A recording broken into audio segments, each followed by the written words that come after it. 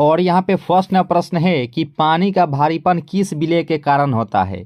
काफ़ी महत्वपूर्ण ये सवाल है कि पानी का जो भारीपन होता है वह किस विलय के कारण होता है, सोडियम, कैल्शियम, नाइट्रोजन या पोटेशियम। तो देखिए पानी का जो भारीपन होता है यह होता है कैल्शियम के कारण, यानी कि इस प्रश्न का राइट आंसर हो जाएगा ऑप्शन नंबर यहाँ पे जो बी ऑप्शन है। इस प्रश्न का सही आंसर हो जाएगा ऑप्शन नंबर बी। आप सभी अंत तक जोड़ देखने का प्रयास कीजिएगा, बेहद ही महत्वपूर्ण ये सेशन है। और यहाँ पे प्रश्न है कि निम्न में किससे टेप रिकॉर्डर की टेप लेपित रहती है। यहाँ पे इस प्रश्न का सही आंसर क्या होना चाहिए कि निम्न में से किसे टेप रिकॉर्डर की टेप लेपित रहती है। तो इसका जो सही आंसर हो जाएगा दू का वह हो जाएगा ऑप्शन नंबर बी, यानी कि फेरोमैग्नेटिक चूर्ण का होता है, यानी कि ऑप्शन नंबर यहाँ पे जो बी ऑप्शन है इस प्रश्न का सही आंसर हो जाएगा option number B. B is the right answer for this question. और यहाँ पे प्रश्न है, काफ़ी महत्वपूर्ण ये सवाल है कि सोडियम धातु को डुबा कर रखा जाता है जल में, अल्कोहल में, किरोसिन में या पेट्रोल में। तो यहाँ पे इस प्रश्न का सही आंसर क्या होना चाहिए कि सोडियम धातु को डुबो कर रखा जाता है। तो इसका जो सही आंसर हो जाएगा या किरोसिन तेल में जो है वो सोडियम को डुबो कर रखा जाता है, यानी कि जो डी ऑप्शन इस प्रश्न का सही आंसर हो जाएगा option number D. D is the right answer for this question. और यहाँ पे बताना है कि यूरिया का जो है वह रासायनिक नाम क्या होता है। काफ़ी महत्वपूर्ण ये सवाल है कि यूरिया का जो है वह रासायनिक नाम क्या होता है। तो इसका जो सूत्र होता है NH2CO और NH2 यूरिया का सूत्र होता है, यह भी याद रखेगा। और इसका जो है रासायनिक नाम पूछा गया है, क्या एनिलीन होता है, क्लोरोइथेन होता है, कार्बामाइड होता है या डी है कोई नहीं। तो देखिए यूरिया का जो रासायनिक नाम होता है वह कार्बामाइड होता है, यानी कि ऑप्शन नंबर यहाँ पे जो सी ऑप्शन है इस प्रश्न का सही आंसर हो जाएगा ऑप्शन नंबर डी, सॉरी जो सी ऑप्शन है इस प्रश्न का सही आंसर हो जाएगा। और यहाँ पे प्रश्न है कि वह तत्व जो ऑक्सीजन से प्रतिक्रिया नहीं करता है क्या कहलाता है। काफ़ी महत्वपूर्ण यह सवाल है कि वह तत्व जो ऑक्सीजन से प्रतिक्रिया नहीं करता है क्या कहलाता है। क्लोरीन, आयोडीन, नाइट्रोजन या हीलियम। तो इसका जो सही आंसर हो जाएगा 5 का वह हो जाएगा ऑप्शन नंबर बी, यानी कि आयोडीन जो होता है यह ऑक्सीजन से प्रतिक्रिया नहीं कर पाता है, यानी कि जो बी ऑप्शन है इस प्रश्न का सही आंसर हो जाएगा ऑप्शन नंबर बी। और जो भी दोस्त नए जुड़ेंगे चैनल से जरूर ही सब्सक्राइब कर लीजिएगा दोस्तों, वीडियो को जो है लाइक जरूर ही कर लीजिएगा दोस्तों, क्योंकि ये सेशन बेहद ही महत्वपूर्ण होने वाली है। और यहाँ पे प्रश्न है कि निम्न में कौन सबसे हल्की गैस हो जाएगी, नाइट्रोजन, अमोनिया, हाइड्रोजन या कार्बन डाइऑक्साइड। तो यहाँ बताने कि सबसे हल्की गैस इनमें से कौन सा हो जाएगी। देखिए 6 प्रश्न का जो राइट आंसर हो जाएगा वह हाइड्रोजन होती है, यानी कि जो बी ऑप्शन है इस प्रश्न का राइट आंसर हो जाएगा ऑप्शन नंबर बी। और हाइड्रोजन को प्रकृति का ईंधन भी कहा जाता है, यह भी याद रखिएगा। तो यानी कि जो बी ऑप्शन है इस प्रश्न का राइट आंसर हो जाएगा। अमोनिया का सूत्र NH3 होता है, यह भी याद रखिएगा दोस्तों।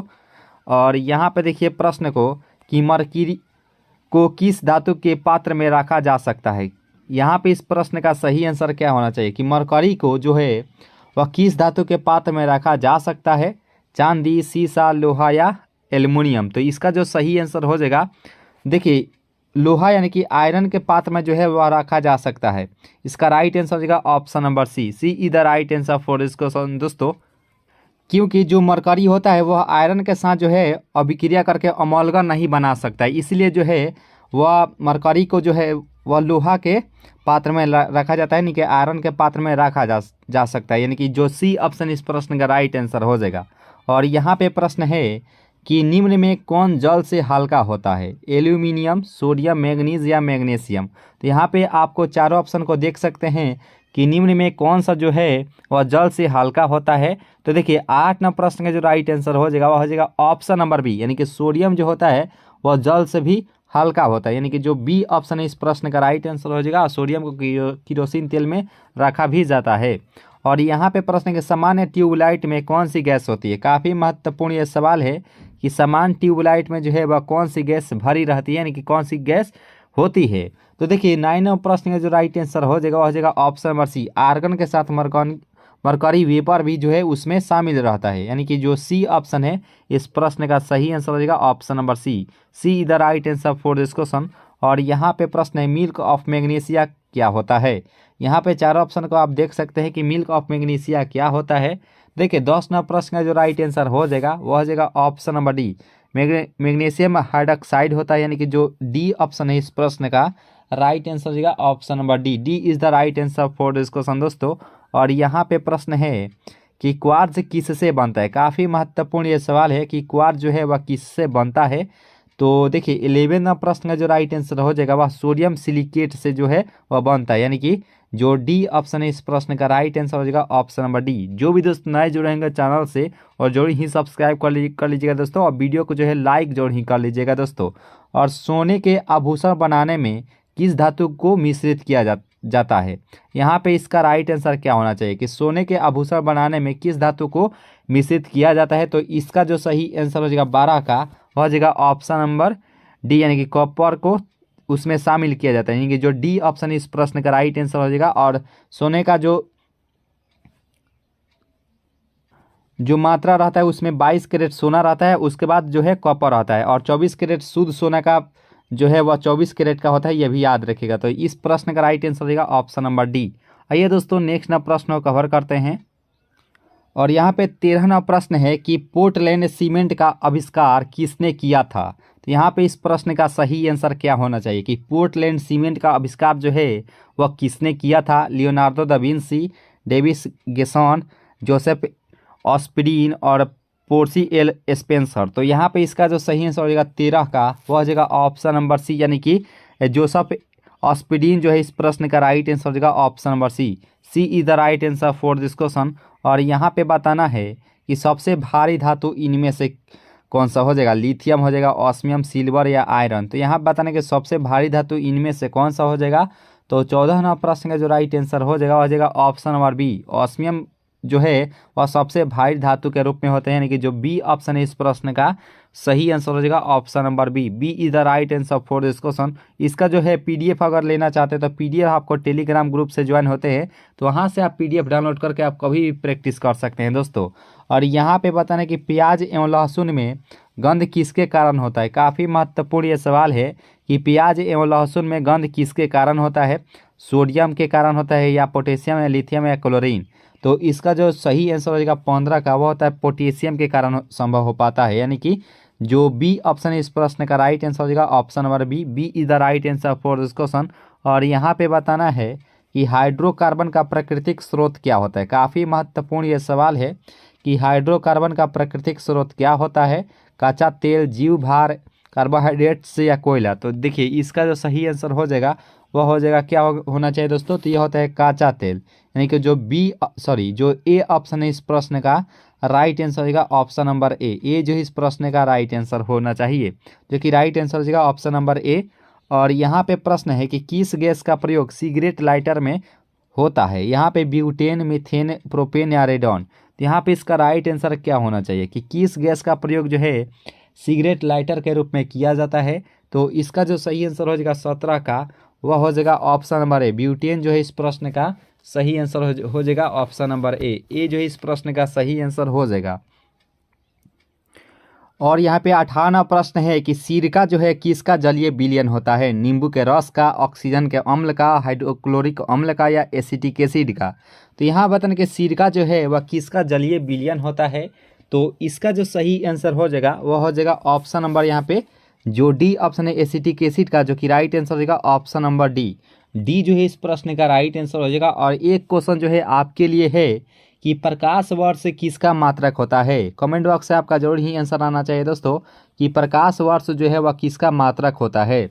और यहाँ पे बताना है 19वां प्रश्न को कि पनीर निम्न में किसका उदाहरण होता है। काफ़ी महत्वपूर्ण ये सवाल है कि पनीर जो होता है वह निम्न में से किसका उदाहरण होता है। जेल का, इमल्सन का, फोम का, या सोल का।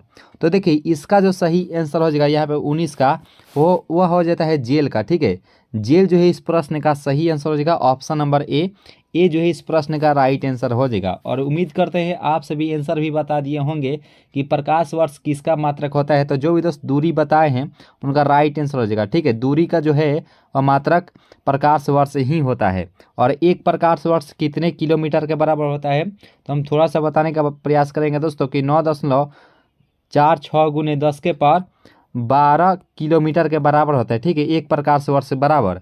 और वहीं अगर मीटर में कहेगा तो 9.46 गुने 10 के पावर वह 15 मीटर के बराबर होता है एक प्रकाश वर्ष। याद रखेगा दोस्तों। तो इस प्रश्न का जो राइट आंसर हो जाएगा ऑप्शन नंबर ए जेल जो है इस प्रश्न का सही आंसर हो जाएगा। और सिरका यानी कि विनेगर का रासायनिक नाम क्या होता है। काफ़ी महत्वपूर्ण ये सवाल है कि सिरका का रासायनिक नाम क्या होता है।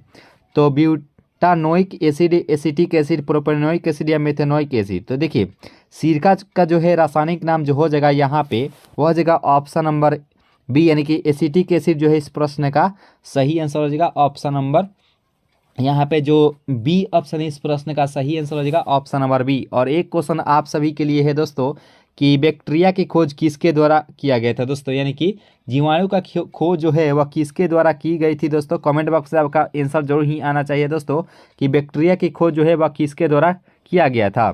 और यहाँ पे बताना है कि पेट्रोल एक मिश्रण होता है एल्केन का, एल्कीन का, हाइड्रोकार्बन का, एल्काइन का।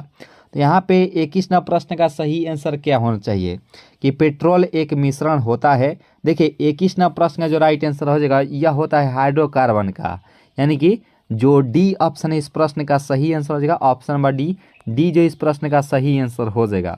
और यहाँ पे प्रश्न है कि पॉलीथीन प्राप्त होता है नाइट्रिक एसिड से, पिक्रिक अम्ल से, एथिलीन के बहुलीकरण से या इनमें से कोई नहीं। तो यहाँ पे इस प्रश्न का सही आंसर क्या होगा कि पॉलीथीन प्राप्त होता है। तो देखिए 22 नंबर प्रश्न का जो राइट आंसर हो जाएगा वो हो जाएगा एथिलीन के बहुलीकरण से जो है वह पॉलीथीन प्राप्त होता है, यानी कि जो सी ऑप्शन है इस प्रश्न का सही आंसर हो जाएगा ऑप्शन नंबर सी। सी जो इस प्रश्न का राइट आंसर हो जाएगा। और अब तक आप आंसर भी दे दिए होंगे दोस्तों कि बैक्टीरिया की खोज किसके द्वारा की गई थी दोस्तों, तो वे ल्यूएनहॉक के द्वारा जो है बैक्टीरिया की खोज की गई थी, यानी कि जीवाणु की जो खोज है वह ल्यूएनहॉक के द्वारा किया गया था दोस्तों। और जीवित कोशिका की जो खोज है वह ल्यूएनहॉक के द्वारा ही किया गया था दोस्तों। वैसे बात करें कोशिका के बारे में तो कोशिका की खोज जो है वह रॉबर्ट हुक के द्वारा किया गया था दोस्तों, याद रखिएगा। और जीवित कोशिका की खोज जो है वह ल्यूएनहॉक के द्वारा किया गया था।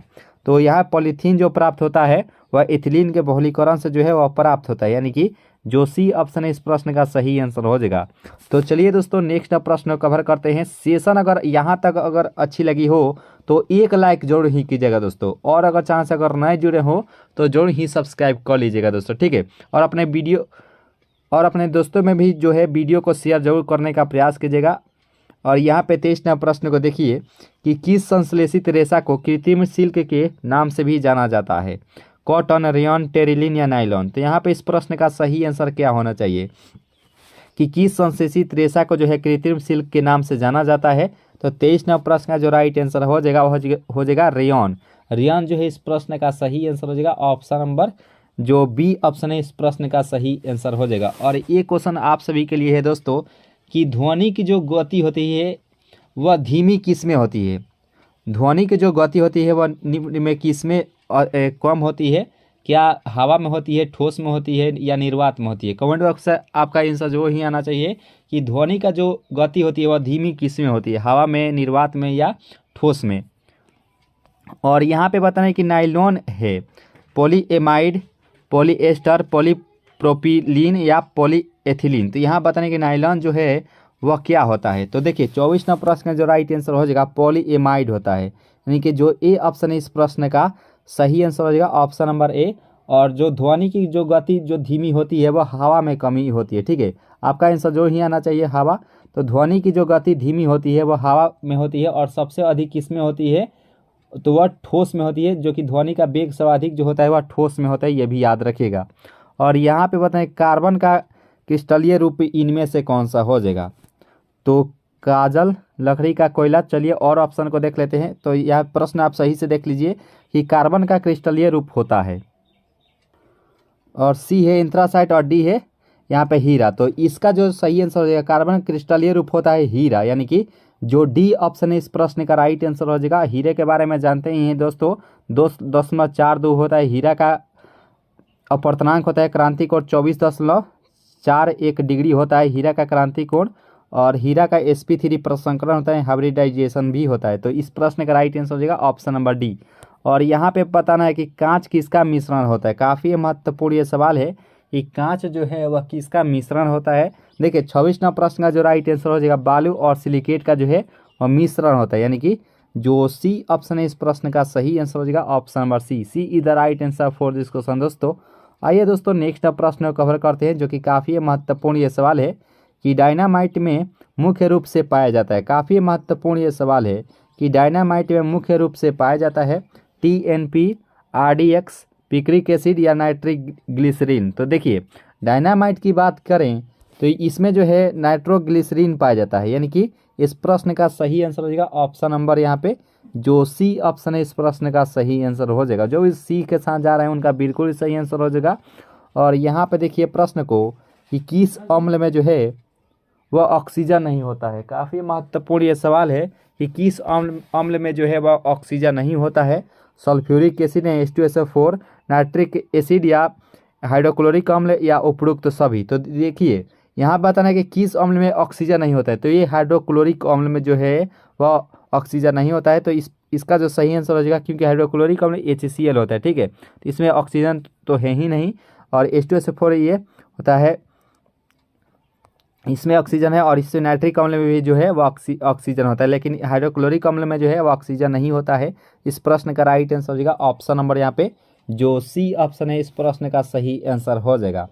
और आइए दोस्तों नेक्स्ट प्रश्न को कवर करते हैं। और यहाँ पे प्रश्न है कि शौचालयों में उपयोग किए जाने वाले दुर्गंधनाशकों में होता है। यहाँ पे इस प्रश्न का सही आंसर क्या होना चाहिए कि शौचालयों में उपयोग किए जाने वाले दुर्गंधनाशकों में होता है। तो इसका जो सही आंसर हो जाएगा 29 का, वह हो जाएगा ऑप्शन नंबर बी जो है इस प्रश्न का सही आंसर हो जाएगा। बेंजीन जो है इस प्रश्न का सही आंसर हो जाएगा ऑप्शन नंबर बी जो है इस प्रश्न का सही आंसर हो जाएगा। और आइए दोस्तों नेक्स्ट प्रश्न को कवर करते हैं। और यहाँ पे 30वां प्रश्न है कि वेल्डिंग में इस्तेमाल की जाने वाली गैसों में क्या होता है। काफ़ी महत्वपूर्ण ये सवाल है कि वेल्डिंग में इस्तेमाल की जाने वाले गैसों में क्या होता है। तो इसका जो सही आंसर हो जाएगा, चारों ऑप्शन को आप सही से देख सकते हैं। तो देखिए 30वां प्रश्न का जो राइट आंसर हो जाएगा वह हो जाएगा ऑप्शन नंबर यहाँ पे जो बी ऑप्शन है, ऑक्सीजन एसिटिलीन, जो कि राइट आंसर हो जाएगा ऑप्शन नंबर बी जो है इस प्रश्न का सही आंसर हो जाएगा। उम्मीद करते हैं यहाँ तक जो सेशन है आप सभी बहुत ही अच्छे से कवर किए होंगे। सेशन अगर अच्छी लग रही हो तो लाइक जरूर ही कीजिएगा दोस्तों, और अगर चांस अगर नए जुड़े हो तो जरूर ही सब्सक्राइब कर लीजिएगा। और यहाँ पे प्रश्न है कि पृथ्वी की प्रॉपर्टी में निम्न में से कौन सा तत्व सबसे अधिक पाया जाता है। कहाँ इसका राइट आंसर क्या होगा दोस्तों कि पृथ्वी के भूप्रॉपर्टी में निम्न में से कौन सा जो तत्व है सबसे अधिक पाया जाता है। तो उम्मीद करते हैं आप सभी ऑप्शन को देखते हुए इसका आंसर भी बता दिए होंगे, क्या क्लोरीन, लिथियम, क्रोमियम या एल्यूमिनियम। तो देखिए इसका जो सही आंसर हो जाएगा 31 का, वह हो जाएगा ऑप्शन नंबर सी, यानी कि एल्यूमिनियम जो है इस प्रश्न का राइट आंसर हो जाएगा ऑप्शन नंबर सी जो इस प्रश्न का राइट आंसर। एल्यूमिनियम का अयस्क जो होता है वह बॉक्साइट होता है, यह भी याद रखिएगा दोस्तों। तो इस प्रश्न का राइट आंसर हो जाएगा ऑप्शन नंबर सी। और एक क्वेश्चन आप सभी के लिए है कि सर्वदाता जो है रक्त समूह कौन सा होता है। सर्वदाता जो है रक्त समूह कौन सा होता है, O- होता है या O पॉजिटिव होता है। कमेंट बॉक्स से आपका आंसर जो ही आना चाहिए दोस्तों कि सर्वदाता रक्त समूह कौन सा होता है, O पॉजिटिव होता है या O- होता है या AB- होता है। कमेंट बॉक्स से आपका आंसर जरूर ही आना चाहिए दोस्तों। और यहाँ पे बताना है कि अग्निशामक से निकलती है। काफ़ी महत्वपूर्ण ये सवाल है कि अग्निशामक से निकलती है क्या हाइड्रोजन, नाइट्रोजन, कार्बन डाइऑक्साइड या कार्बन मोनोऑक्साइड। तो अग्निशामक से जो निकलती है वह होती है कार्बन डाइऑक्साइड, यानी कि इस प्रश्न का सही आंसर हो जाएगा ऑप्शन नंबर यहाँ पे जो सी ऑप्शन है, इस प्रश्न का सही आंसर हो जाएगा ऑप्शन नंबर सी जो है इस प्रश्न का राइट आंसर हो जाएगा CO2 कार्बन डाइऑक्साइड। और कार्बन मोनोऑक्साइड CO होता है, याद रखिएगा दोस्तों। तो इस प्रश्न का राइट आंसर हो जाएगा ऑप्शन नंबर सी। और सर्वदाता समूह आप बता ही दिए होंगे O-, जो भी दोस्तों O- बताए थे उनका बिल्कुल ही सही आंसर हो जाएगा, ठीक है। और यहाँ पे प्रश्न है कि रबर को मजबूत और उछाल लायक बनाने के लिए इनमें से क्या मिलाया जाता है। काफ़ी महत्वपूर्ण ये सवाल है कि रबर को मजबूत और उछाल लायक बनाने के लिए निम्न में से क्या मिलाया जाता है। Petroleum jelly, sulphuric acid, sponge या सल्फर। तो इसका जो सही आंसर हो जाएगा 33 का, वह देता है ऑप्शन नंबर सी, यानी कि सल्फर का जो है उसमें प्रयोग किया जाता है, यानी कि जो सी ऑप्शन है इस प्रश्न का सही आंसर हो जाएगा ऑप्शन नंबर सी। और यहाँ पे देखिए प्रश्न को कि कच्चा एल्युमिनियम किस नाम से जाना जाता है। काफ़ी महत्वपूर्ण ये सवाल है कि कच्चा एल्युमिनियम किस नाम से जाना जाता है, लिग्नाइट, बॉक्साइट, पैराइट या एंथ्रेसाइट। तो यहाँ पे 34वां प्रश्न का राइट आंसर क्या होना चाहिए। देखिए यहाँ पे 34वां प्रश्न का जो राइट आंसर हो जाएगा, देखिए कच्चा एल्युमिनियम किस नाम से जाना जाता है, तो बॉक्साइट नाम से जाना जाता है। इस प्रश्न का राइट आंसर हो जाएगा ऑप्शन नंबर बी जो है इस प्रश्न का सही आंसर हो जाएगा। इसका अगर पीडीएफ लेना चाहते हैं तो पीडीएफ आपको टेलीग्राम ग्रुप से ज्वाइन होते हैं तो वहाँ से आप पीडीएफ डाउनलोड करके आप कभी प्रैक्टिस कर सकते हैं दोस्तों, क्योंकि प्रैक्टिस मेक्स परफेक्ट। तो आप जो है हमेशा प्रैक्टिस करते रहिएगा दोस्तों। और टेलीग्राम ग्रुप का जो लिंक है इसी वीडियो के नीचे आपको डिस्क्रिप्शन बॉक्स में दिया जाएगा। और यहाँ पे प्रश्न है कि आवर्त सारणी में W अक्षर किस तत्व को दर्शाता है। काफ़ी ये महत्वपूर्ण ये सवाल है कि आवर्त सारणी में W जो है किस तत्व को दर्शाता है। टंगस्टन, बोएस्टाइट या बरीलियम और पारा। तो यहाँ पे इसका जो सही आंसर हो जाएगा 35 का वह होता है टंगस्टन। टंगस्टन जो है इस प्रश्न का राइट आंसर हो जाएगा ऑप्शन नंबर ए जो है इस प्रश्न का सही आंसर हो जाएगा। सेशन अच्छी लग रही हो तो लाइक जरूर ही कीजिएगा दोस्तों। और यहाँ पे 36वां प्रश्न है जो कि काफ़ी महत्वपूर्ण यह सवाल है कि कार्बन डाइऑक्साइड यानी CO2 की कितनी मात्रा वायुमंडल में रहती है। 3%, 0.03%, 0.3% या 0.003%। तो यहाँ पे इस प्रश्न का सही आंसर क्या होना चाहिए कि कार्बन डाइऑक्साइड की कितनी मात्रा वायुमंडल में रहती है। तो इसका जो सही आंसर हो जाएगा यहाँ पे 36वां प्रश्न का वह 0.03% रहती है, यानी कि इस प्रश्न का राइट आंसर हो जाएगा ऑप्शन नंबर बी जो है इस प्रश्न का सही आंसर हो जाएगा। चलिए दोस्तों नेक्स्ट प्रश्न को कवर करते हैं। और यहाँ पे फर्स्ट प्रश्न है कि तत्वों का सबसे पहले वर्गीकरण किया था। रदरफोर्ड, डोबेर, रेनर, मेंडलीफ या डी है इनमें से कोई नहीं। तो आपसे भी अधिक से अधिक आंसर देने का प्रयास कीजिएगा। तो देखिए तत्वों का जो सबसे पहले वर्गीकरण जो किया गया था वह डोबेरिनर के द्वारा जो है वह किया गया था, जो कि ऑप्शन नंबर बी इसका राइट आंसर हो जाएगा। B is the right answer for this question. और यहाँ पे प्रश्न है काफ़ी महत्वपूर्ण ये सवाल है कि वह सबसे छोटा कण जिसमें उस तत्व के सभी गुण वर्तमान हो वह कौन सा तत्व होता है। ठीक है, क्या परमाणु होता है, अणु या यौगिक या डी है इनमें से कोई नहीं। तो यह सिर्फ परमाणु ही होता है। इसका राइट आंसर हो जाएगा ऑप्शन नंबर ए जो है इस प्रश्न का राइट आंसर हो जाएगा। और यहाँ पे प्रश्न है कि किसी तत्व के गुणों को प्रदर्शित करता है। तो यह इसका राइट आंसर क्या होगा कि किसी तत्व के गुणों को कौन सा जो है वह प्रदर्शित करता है। क्या परमाणु क्रमांक होता है या परमाणु भार होते हैं या अणु भार या तुल्यांकी भार होता है। देखिए यह जो इसके गुणों को प्रदर्शित करता है वह उसके परमाणु क्रमांक ही जो है वह पूर्ण रूप से इसको प्रदर्शित करता है, इसके गुण को। यानी कि इसका राइट आंसर हो जाएगा ऑप्शन नंबर ए जो इस प्रश्न का राइट आंसर हो जाएगा। और यहाँ पे प्रश्न है कि हैलोजन में सर्वाधिक प्रभावशाली ऑक्सीकर्ता कौन सा हो जाएगा। दोस्तों अगर ऑक्सीकर्ता अगर सबसे पहले कहेगा तो हम लोग किसके साथ हम लोग जाएंगे।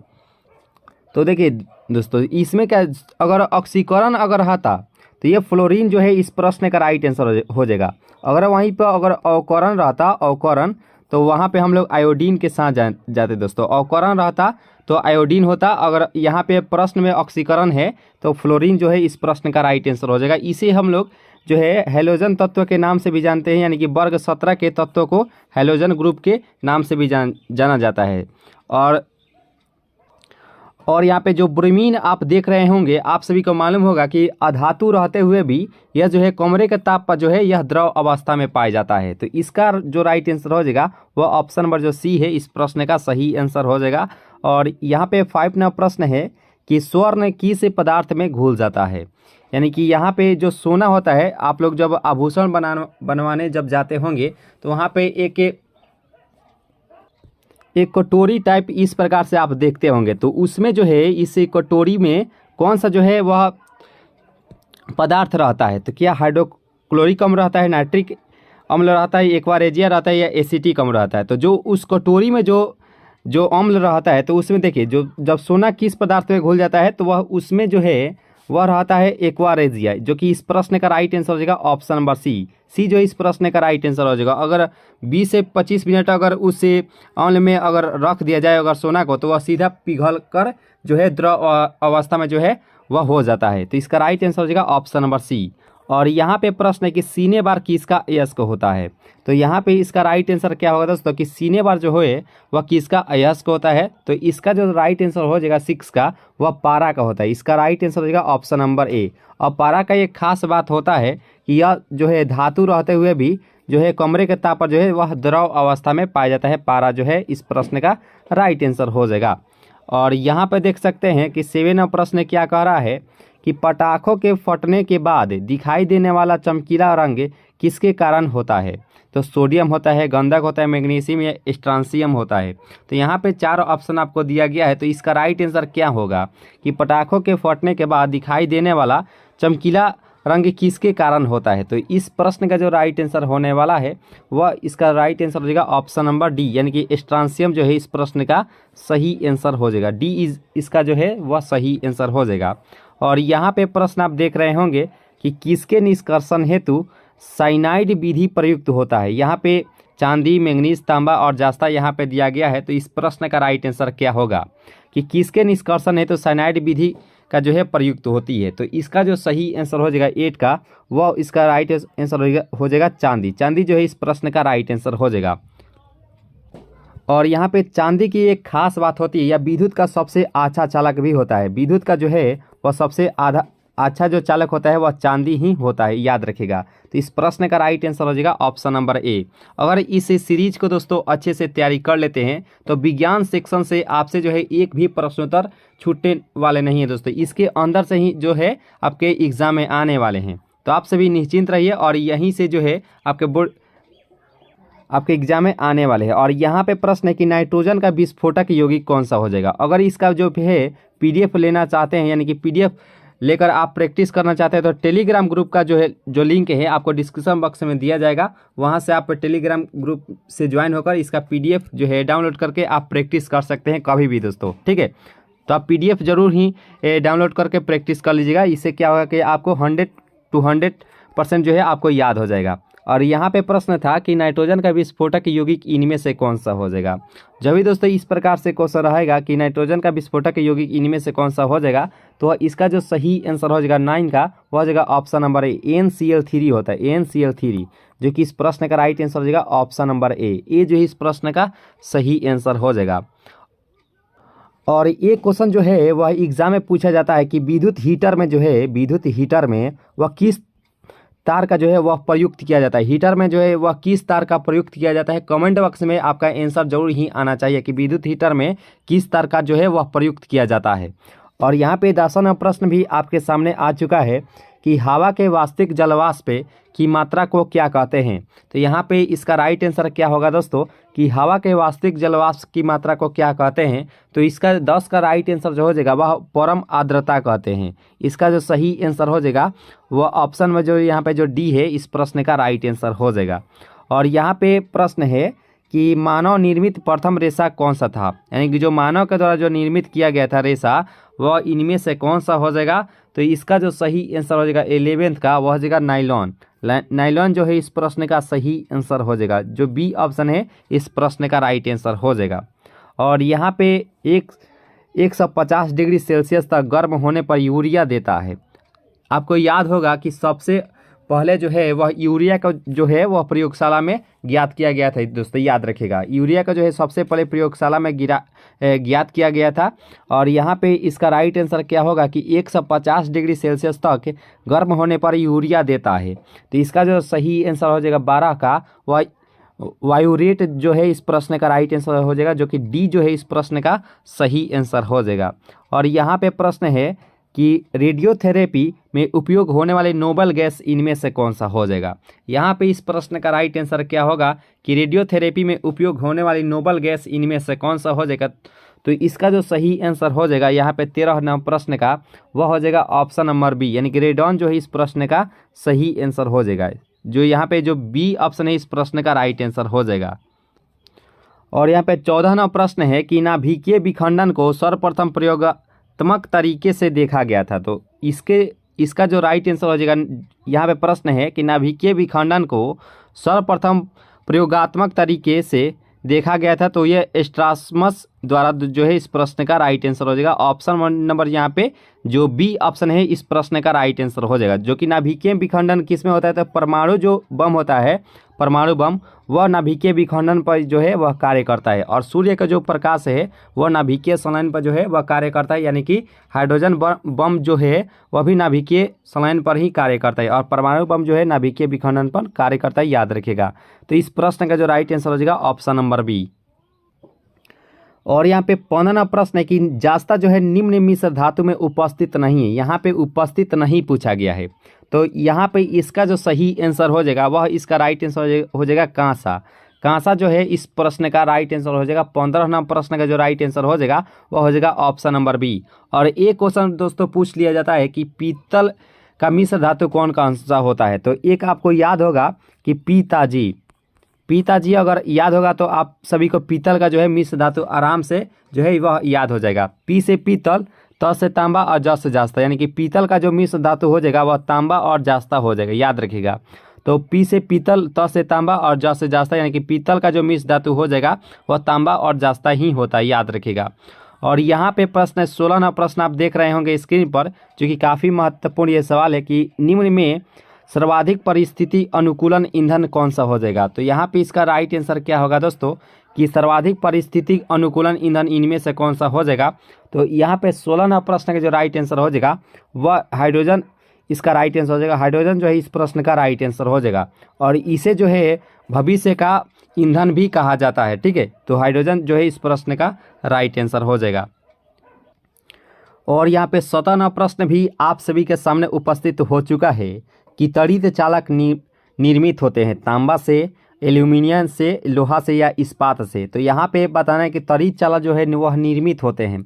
देखिए 17वां प्रश्न का जो राइट आंसर हो जाएगा वह तांबा से होते हैं, याद रखेगा। इस प्रश्न का सही आंसर हो जाएगा ऑप्शन नंबर ए, ये जो इस प्रश्न का राइट आंसर हो जाएगा। और एक दोस्तों लोहा का मुख्य यस्क भी पूछ लिया जाता है कि लोहा का जो है मुख्य यस्क कौन सा होता है। तो जब भी दोस्तों अगर मुख्य यस्क कहेगा तो वह हेमेटाइट होता है। हेमेटाइट जो है वह लोहा का मुख्य यस्क होता है। और एल्यूमिनियम का कौन सा होता है तो वह बॉक्साइट होता है, याद रखिएगा। तो इस प्रश्न का राइट आंसर हो जाएगा ऑप्शन नंबर ए, ये जो इस प्रश्न का सही आंसर हो जाएगा। और यहाँ पे प्रश्न है कि प्रकाश की गति न्यूनतम होगी जब वह गुजरेगी। अब वैसे बात करें प्रकाश की जो चाल होती है वह 3 गुने 10⁸ मीटर पर सेकेंड होता है, जो कि निर्वात में होती है, याद रखिएगा। तो यहाँ पे बताना है कि प्रकाश की गति न्यूनतम यानी कि सबसे कम यहाँ पे किस माध्यम से जब गुजरेगी तो होगी। तो इसका जो राइट आंसर हो जाएगा 18वां प्रश्न का राइट आंसर अब तक आप दे दिए होंगे कि कांच जो है इस प्रश्न का राइट आंसर हो जाएगा। जो सी ऑप्शन है इस प्रश्न का सही आंसर हो जाएगा। C is the right answer for this question, यानी कि कांच यानी कि ग्लास जो इस प्रश्न का सही आंसर हो जाएगा। तो उम्मीद करते हैं यहाँ तक जो सेशन है आप सभी को अच्छी लगी होंगी। दोस्तों अगर लग रही होंगी तो लाइक जरूर कीजिएगा दोस्तों, और अगर चांस अगर नए जुड़े हों तो जरूर ही सब्सक्राइब कर लीजिएगा। और यहाँ पे प्रश्न के रेडियम प्राप्त होता है तो गैलेना से, हेमेटाइट से, पिच ब्लेंड से या बॉक्साइट से। दोस्तों यहाँ पे रेडियम का बात किया गया है तो इसका जो सही आंसर हो जाएगा 19 का वह हो जाएगा ऑप्शन नंबर सी, यानी कि पिच ब्लेंड से जो है इस प्रश्न का राइट आंसर हो जाएगा। हेमेटाइट जो तो ये तो लोहा हो जाएगा और बॉक्साइट जो है यहाँ पे एल्यूमिनियम हो जाएगा। तो यहाँ पे रेडियम का बात किया गया है तो यहाँ पे ऑप्शन नंबर यहाँ पे जो सी ऑप्शन है इस प्रश्न का राइट आंसर हो जाएगा। और यहाँ पे 20वां प्रश्न आपके सामने आ चुका कि हेनरी जो है वह किसका इकाई होता है, यानी कि हेनरी जो है वह किसका मात्रक होता है। विद्युत धारिता, चुंबकीय क्षेत्र, प्रतिरोध या प्रेरकत्व। जब भी दोस्तों हेनरी का बात किया जाता तो इससे बड़े एच से सूचित करते हैं। और हेनरी जो मात्रक होता है तो वह स्व प्रेरकत्व या अनन्य प्रेरण का जो है वह मात्रक होता है, यानी कि प्रेरकत्व जो है इस प्रश्न का राइट आंसर हो जाएगा। जो यहाँ पे जो सी ऑप्शन है इस प्रश्न का राइट आंसर हो जाएगा। और धारिता की बात करें तो धारिता का जो मात्रक हो जाएगा वह फैराड होता है, याद रखेगा। फैराडे जो है वह इसका मात्रक होता है, जो कि इसे हम लोग बड़े एफ से सूचित करते हैं। प्रतिरोध का मात्रक ओम होता है, जिसे उल्टा लोटा से हम लोग सूचित करते हैं। आपको याद रहेगा प्रतिरोध का मात्रक जो है वह ओम होता है। और जो दोस्तों आपसे एक सवाल है कि धारा का जो है वह मात्रक क्या होता है। कमेंट बॉक्स में आपका आंसर जरूर ही आना चाहिए कि धारा का जो है वह मात्रक क्या होता है। तो इस प्रश्न का जो राइट आंसर हो जाएगा वह ऑप्शन नंबर जो सी ऑप्शन इस प्रश्न का राइट आंसर हो जाएगा। सेशन अगर अच्छी लग रही हो तो जरूर ही लाइक कीजिएगा दोस्तों। और यहाँ पे प्रश्न है कि 1 जूल कितने कैलोरी के बराबर होता है। थोड़ा सा यहाँ पे जूल के बारे में बताना चाहते हैं कि ऊर्जा का जो मात्रक होता है, ऊर्जा का मात्रक वह इसे जूल में मापते हैं, यानी कि साधारण में इसे जूल में मापते हैं दोस्तों, याद रखिएगा। जूल इसका मात्रक होता है। और ऊर्जा का जो अगर व्यावसायिक मात्रक अगर कहेगा, व्यावसायिक मात्रक कहे या सबसे बड़ा अगर मात्रक कहे ऊर्जा का तो वह किलोवाट घंटा होता है। आप सभी को जरूर ही मालूम होगा। तो याद रखिएगा सबसे बड़ा जो मात्रक होता है वह किलोवाट घंटा इसका मात्रक होता है। और ऊर्जा का साधारण अगर मात्रा अगर कहे दोस्तों, यानी कि इसका मात्रक का है तो वो जूल में मापा जाता है, याद रखेगा। तो इसका जो अभी तो इसका आंसर अभी नहीं हम लोग जाने हैं कि यहाँ पे बताना है कि 1 जूल कितने कैलोरी के बराबर होता है। तो इसका जो सही आंसर हो जाएगा 21 का क्या होगा दोस्तों, ये 0.24 के बराबर होता है। इसका राइट आंसर हो जाएगा ऑप्शन नंबर यहाँ पे जो डी ऑप्शन है इस प्रश्न का सही आंसर हो जाएगा। उम्मीद करते हैं यहाँ तक जो सेशन है आप सभी बहुत ही अच्छे से कवर किए होंगे। और यहाँ पे प्रश्न है कि पानी का अणु भार होता है तो 16 एटॉमिक मास यूनिट यानी कि 18 AMU, और यहाँ पे 4 ऑप्शन आपको दिया गया है, ठीक है। तो देखिए पानी का जब भी दोस्तों अगर अणु भार का अगर बात किया जाए तो इसका जो सही आंसर हो जाएगा 22 का, वह हो जाएगा ऑप्शन नंबर बी यानी कि 18 एटॉमिक मास यूनिट के बराबर होता है, यानी कि इसका राइट आंसर हो जाएगा ऑप्शन नंबर बी जो है इस प्रश्न का सही आंसर हो जाएगा। और यहाँ पे प्रश्न है कि MKS पद्धति में बल की इकाई क्या होता है, यहाँ पे MKS पद्धति में कहा गया है, ठीक है। तो डाइन होता है, न्यूटन होता है, फ्लक्स होता है या पाउंड होता है। तो यहाँ पे MKS पद्धति में बल का इकाई क्या होता है, तो इसका जो सही आंसर हो जाएगा यहाँ पे 23 का, वह हो जाएगा ऑप्शन नंबर बी यानी कि यहाँ पे न्यूटन जो है इस प्रश्न का राइट आंसर हो जाएगा ऑप्शन नंबर बी। अगर CGS पद्धति में अगर कहा था CGS तो वह डाइन होता है, याद रखेगा दोस्तों। बल का जो मात्रक इकाई हो जाता है CGS पद्धति में तो वह डाइन ही होता है, याद रखेगा। तो इसका जो सही आंसर हो जाएगा वह हो जाएगा ऑप्शन नंबर बी जो इस प्रश्न का राइट आंसर हो जाएगा। और यहाँ पे प्रश्न है कि शरीर में ऊतकों का निर्माण होता है, तो यहाँ पे इस प्रश्न का राइट आंसर क्या होगा दोस्तों कि शरीर में जो है वह ऊतकों का निर्माण किससे होता है, कैल्शियम से होता है, वसा से होता है, प्रोटीन से होता है या विटामिन से होता है। तो यहाँ पे इस प्रश्न का जो राइट आंसर हो जाएगा 24 का, वह हो जाएगा ऑप्शन नंबर डी यानी कि प्रोटीन से जो है इस प्रश्न का सही आंसर हो जाएगा। यहाँ पे जो डी ऑप्शन है इस प्रश्न का राइट आंसर हो जाएगा। और यहाँ पे 25वां प्रश्न भी आप सभी के सामने उपस्थित हो चुके हैं। कांच एक प्रकार का क्या है, अतिशीतित द्रव है, पॉलीमर है, क्रिस्टल है या धातु है। जब हम लोग 12th क्लास में थे तो ये क्वेश्चन हर बार पूछा जाता था कि कांच को और किस नाम से जाना जाता था। तो देखिए दोस्तों, कांच को जो है अतिशीतित द्रव के नाम से भी जाना जाता है, याद रखिएगा। तो यहाँ पे इस प्रश्न का जो राइट आंसर हो जाएगा यहाँ पे वह ऑप्शन नंबर ए जो है इस प्रश्न का सही आंसर हो जाएगा। कांच को जो है अतिशीतित द्रव के नाम से भी जाना जाता है, याद रखिएगा।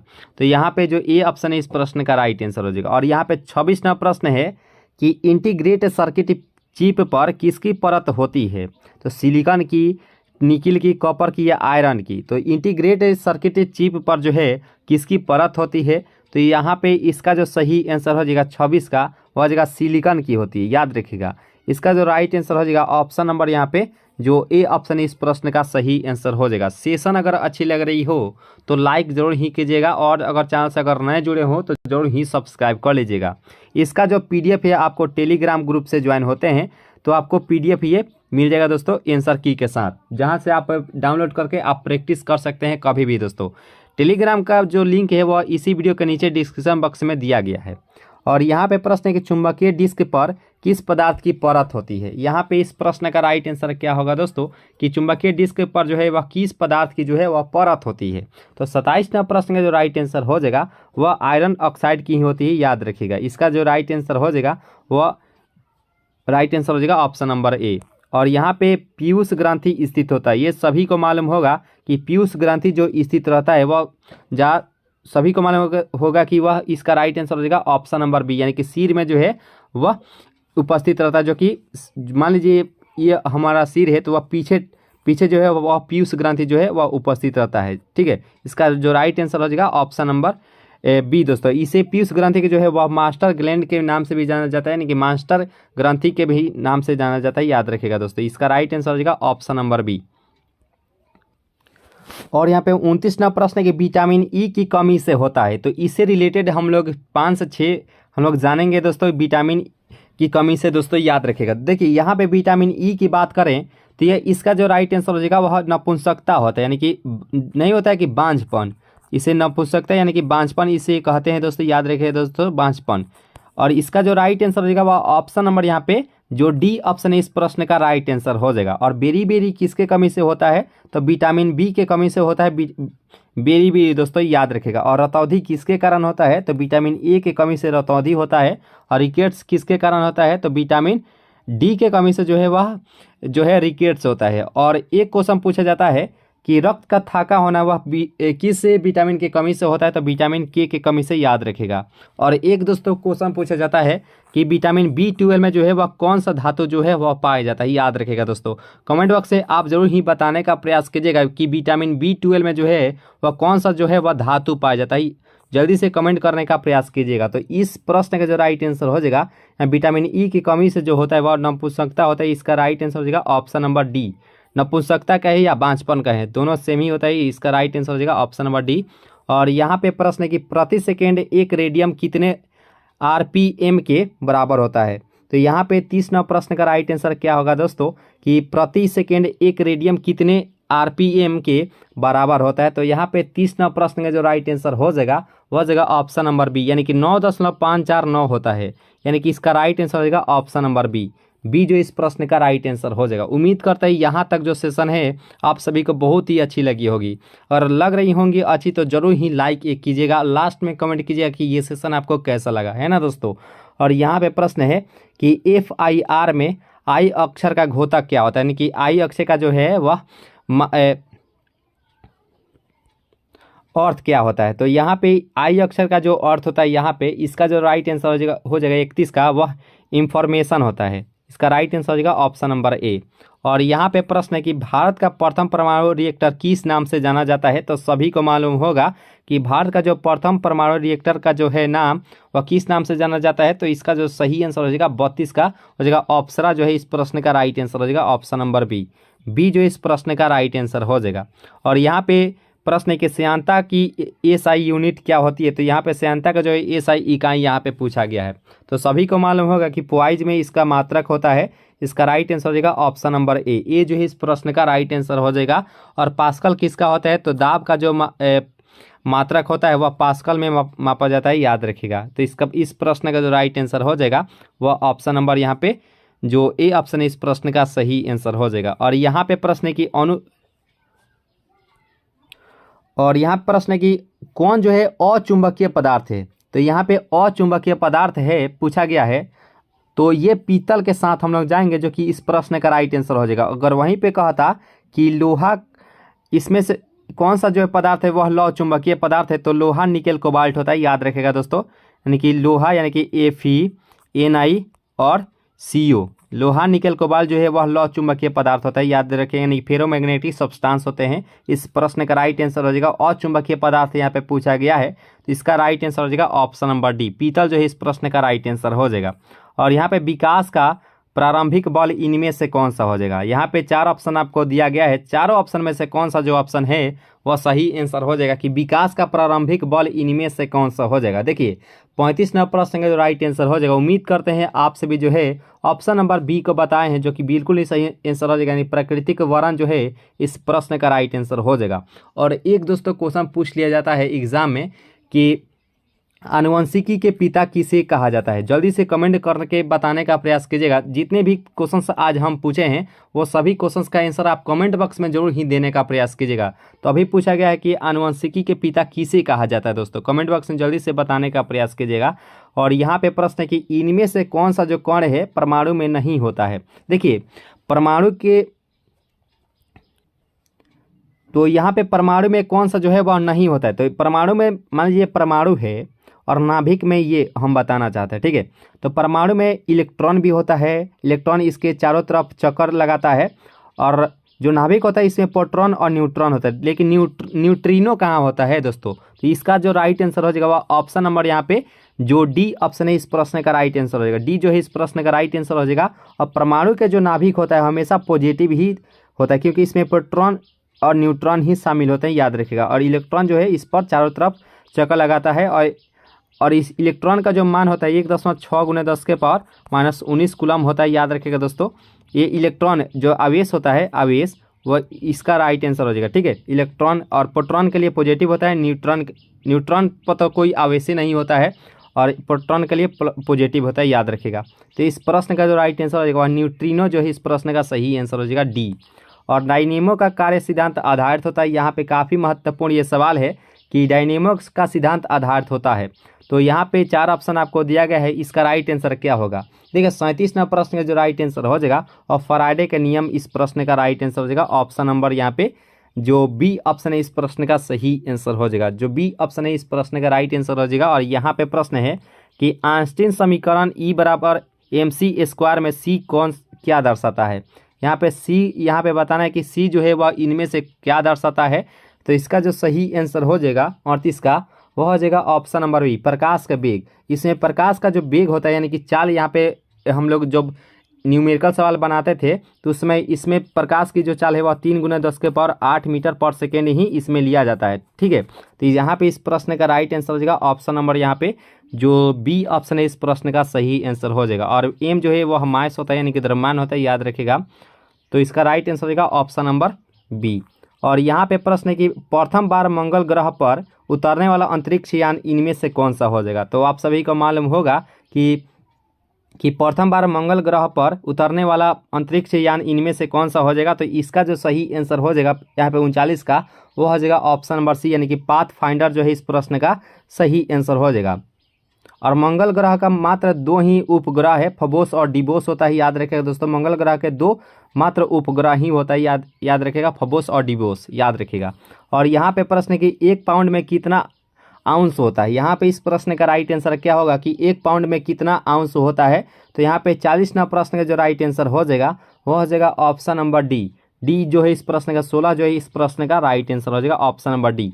और यहाँ पे प्रश्न है कि 1 लीटर बराबर कितना गैलन होता है। तो यहाँ पे 41 ना प्रश्न का राइट आंसर क्या होगा कि 1 लीटर बराबर कितना गैलन होता है। तो यहाँ पे 41 ना प्रश्न का राइट आंसर हो जाएगा ऑप्शन नंबर ए जो इस प्रश्न का सही आंसर हो जाएगा, यानी कि 0.2642 गैलन ही होता है। इसका राइट आंसर हो जाएगा ऑप्शन नंबर ए। और यहाँ पे प्रश्न है कि द्रवों की श्यानता को मापने वाला यंत्र क्या कहलाता है।